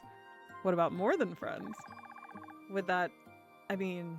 Is that something you're interested in? I'm plenty interested in you. Oh. He shudders a little. I can't tell if it's from the cold or something else. Priya off to the side here, just like, this is all us in chat right now. Just, Keep it moving. Priya, you don't... Oh, don't mind me. I'm just enjoying the view. I see. And if I said I was similarly interested? What then? Then we don't need to talk anymore, do we? The live action yaoi is crazy. Cairo slips his arm around Assad's bare back, pulling him against his chest. Assad shivers from the cold metal, but quickly melts into it. Bro, Priya right here is amazing. I forgot that she didn't have a towel on here. Incredible. We love her so much. Slay. If Twitch bans me, then it is what it is. They hold eye contact for just a moment before Cairo cups the back of his head, pulling him in for a kiss. I told you her tits are out. They're censored. She's basically a Barbie doll. Assad braces himself against Cairo's chest, leaning into a kiss with vigor. Now this is a good view. Assad pulls away briefly. Ow! To turn his head towards me with a frown. There's no need to. Cairo tilts his head back towards him, a teasing smile on his lips. Let her have her fun. I'm not done with you quite yet. Oh. Cairo presses their lips together again, this time with slight more urgency, trying to ensure he doesn't get distracted again. No nipples, no problem! Right! Exactly. I can just about make out Assad's flexing fingers across Cairo's chest, feeling out the firm muscles there. The water laps at both of their bodies. In the gentle quiet, I can make out their shared breathing, a low moan. Hide the text box! Hey? I do what chat tells me to do. Technically, I could just move Bunny over a little bit, couldn't I? Look, watch. Twitch, it's fine. Don't worry about it. It's been fine this whole time. I'm like hyperventilating. That's the reaction we want. Is anybody hyperventilating in chat? Assad, arch your back a little bit more, please. And Cairo, your grip is too harsh. Ease up a little. Cairo tilts his head back, breathing heavily. If you're gonna give advice, you might as well come over here. A little hands-on guidance? Please. I stand, the warm water pulling at my thighs. Chilly air caresses my skin. Assad squirms against Cairo, his eyes wandering. Cairo lets out a whistle as I move through the water towards him. I realize... Give me my Bunny back, I can't read along. True. I just noticed that.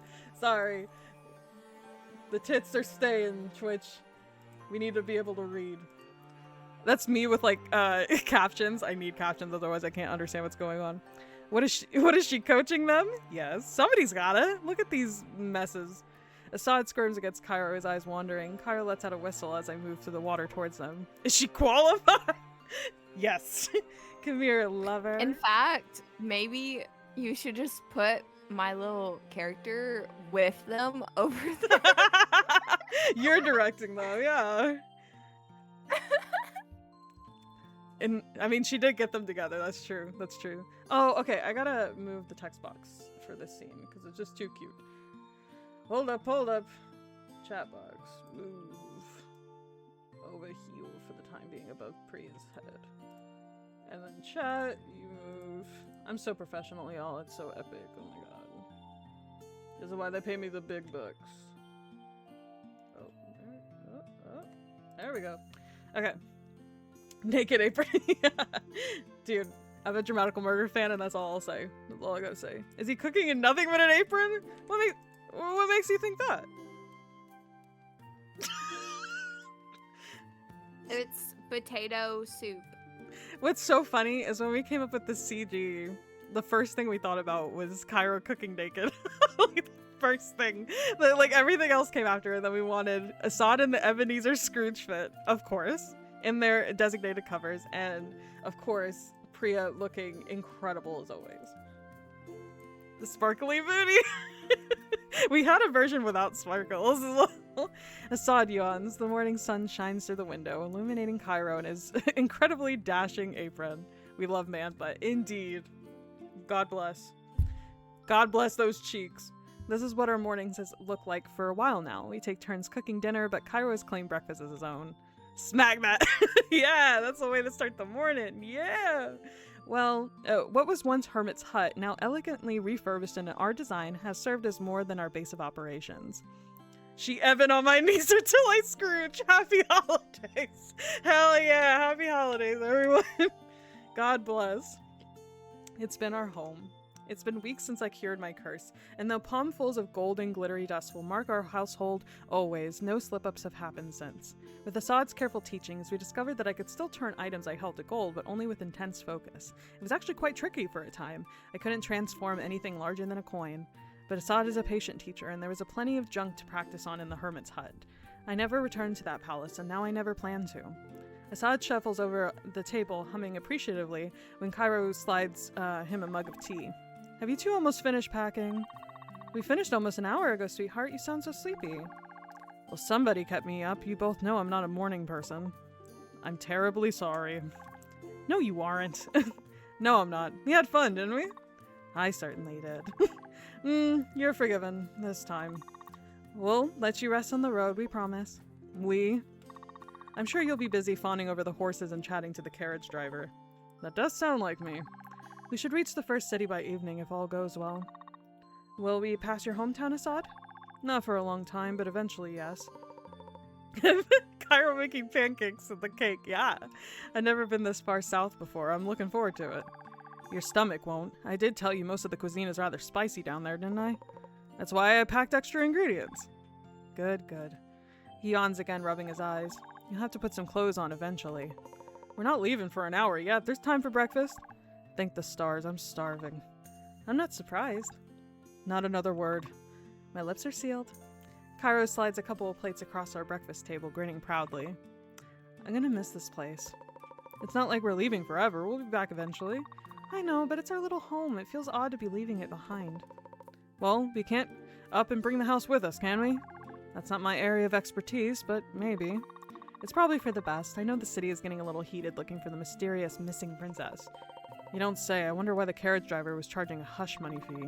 It was bound to happen eventually. It's surprised we made it this long. Yes, well, I might have helped in some ways. I raise an eyebrow and he shrugs. It's a mystery. One day you're gonna have to tell us the extent of your magical stuff. It's all very boring, I assure you. Never stopped you before. A firm slap rings out as Assad swats Cairo's back. But, hey, that almost hit my arse. It's what you get for walking around the house naked. You're both so cruel to me. That's not true. No, it isn't, but you could at least let me pout for a minute. Cairo settles in the table and dodges another sleepy swat from Assad, or you can both shower me with praise about how good this meal is. Tomorrow will be further away from the city than I ever have traveled. In a week we'll be in South Jacklear, trying out new inns and taverns every night. After that, I don't know. But it hardly matters. When you're traveling with those you love, everywhere feels like home. They never gave up on me, and I won't give up on them either. I love you too. They glance up from their meals, eyes full of warmth. Of course you do, we're the best. We love you too, princess. Well, that's much nicer than what I said. You're outdoing me again. It's out of love. When you say it like that, I can't complain. I know. Right, well, I love you both more, so... That's mathematically impossible. We've been over this. The kitchen comes alive with light bickering and chatter, and laughter, as it does every morning. It's odd. Gold was my favorite color when I was a child. Then for a long time I despised it. I never wanted to see it again. But now, basking in golden sunlight with those I love most, I think I can see the beauty in it once again. The end! Oh, guys, we did it! Look, Oh, it's so us! pretty. It's us, guys. Congrats to everybody who worked on the team. Incredibly talented team. Great! Hey. I basically shouted everybody out anyway, but hey. Well, what'd you think? Final thoughts? It was so good. Aw. I feel like I'm fishing for compliments. I'm sorry. Cutest little smut game ever. They did kiss. Yeah, this is the kind. This is a polycule, my friend. This is not just a girl with 2 boyfriends. There was so much. There was so much kissing. More kissing in this little game than there is like my huge ass games. Like, not even a joke. I think probably more kissing than this. They only kissed like 2 or 3 times, and that was like an 8. I love not giving people kisses. Is this a request for more kisses in the future? Maybe. I'll do my best. But thank y'all all for being here. I really appreciate it. I feel so bad that this game doesn't get more love. I really do. Because, like, Keeney popped the fuck off. Like, this game, like, is short, but, like, it doesn't feel like it. It just feels so full and condensed. Like, these characters are so wonderful. I wish I could just, like, have an entire series with them. They make me so happy. Having a really positive polyamorous game is rare. And kind of sad when you really think about it, because there's so much potential for great storytelling, and I just need more of it in my life, okay? So, you know, if you guys ever have an idea for a polyamorous game, if you're a fellow dev or something like that, I do run a polyamorous game jam every year, and you should consider participating in it, or at least playing the games that are in there, because they're all bangers, okay? And they're in short supply. Polyjam is still open, yes, it will be open until Valentine's Day, so you still got plenty of time, okay? But if not, we have plenty of other games that you can play if you're not in the polyamorous and more in the monogamous mood. We have plenty of that to go around. If you follow Skywrite Studios, and we have some very exciting things coming in literally the next 2 days, tomorrow and the new year. I wonder what they will be. I will not spoil. But gosh, my voice, sorry. I'm bad at plugging, okay? But if you know, you know. My Twitch channel, I have an About page where I link off to all my stuff, so I consider checking it out if you'd like to support me in any way. I have a Ko-fi, and have some other ways that you can support me. The best thing you can do is just playing my games and rating them and commenting, which is free. So if that feels like your jam, I'd really suggest maybe doing it, you know, because it helps tiny little game devs like me, just a little small bean me. Oh, thank you, Gray, for the plug.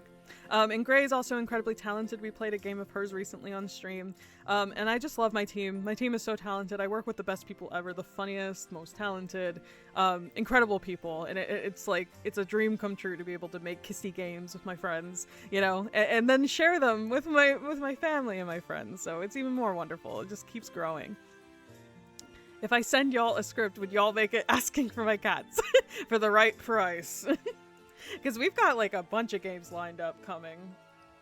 Indeed. I can't share too much, but we've got a lot of fun stuff planned. That will be announced pretty soon. Again, is all I'll say. I'm being very cryptic, but just keep an eye out is all I'm saying. Try to follow Skywrite or Meant to Be Studios if you aren't already on itch.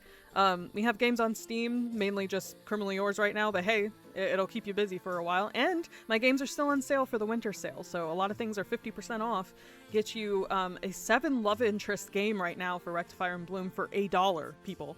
$1. You can have 7 boys, okay? That's all I'm saying. And it's got a lot of replayability for what it is. Criminally Yours is also on sale for like $2.50 or something like that on itch right now. Full voice acting throughout. It's almost like a 10-hour experience. It's like 7 hours. It's a long game. Y'all happy at Chris? Aw, I'm so glad Chris gets the love even now, even all these years later. Oh my gosh. We have 5 games coming out before June. That we do. We are going to be very booked and busy coming very soon. But I'm very excited. I think we're getting bigger and better every time we go, but even our games that were a year ago are still very special to our heart. Love Golden Bond. So glad I was able to share it with everybody. So glad I was able to share it with you, Bunny. It's a really special experience for me, being able to share it with my family. Nice. You know, sometimes I make games for y'all, believe it or not. Even though it's kind of weird to say considering how horny this game was, but just tuck that away, okay? It's fine. You know, I'm a freak, so I guess my family and my friends are also freaks like me. And that's the true moral of the story. You got me. That's me. Hey! I can't believe it's been a year. Me? Neither, Gray. And this next year is going to fly the fuck by because this one flew by so fast. And honestly, you know what? I will not be seeing you guys until the new year, so I could say I'll see y'all next year. My next stream is actually a special one.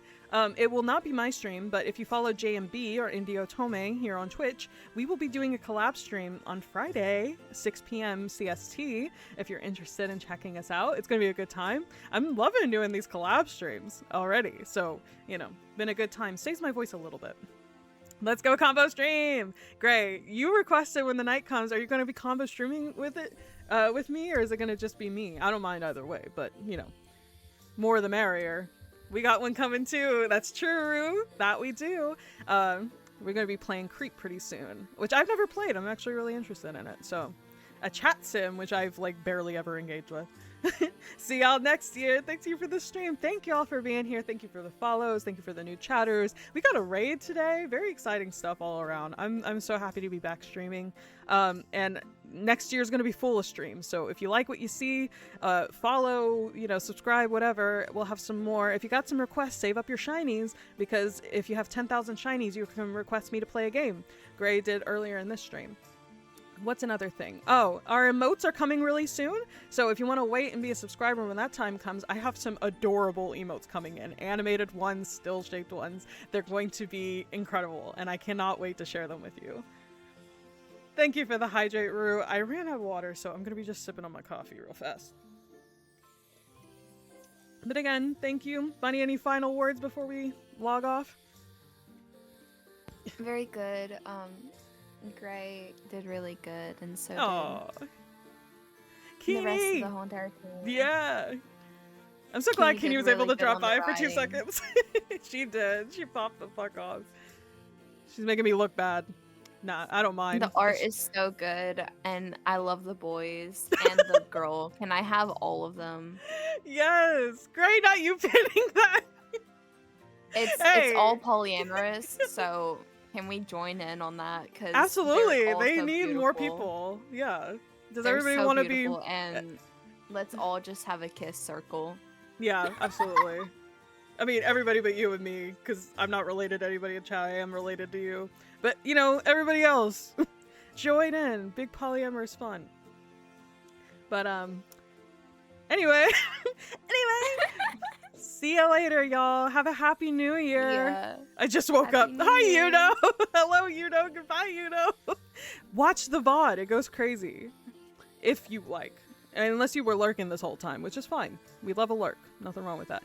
But bye, y'all. See you next year. See you on Friday. Bye. Follow See Indio you. Tome. Bye. Bye.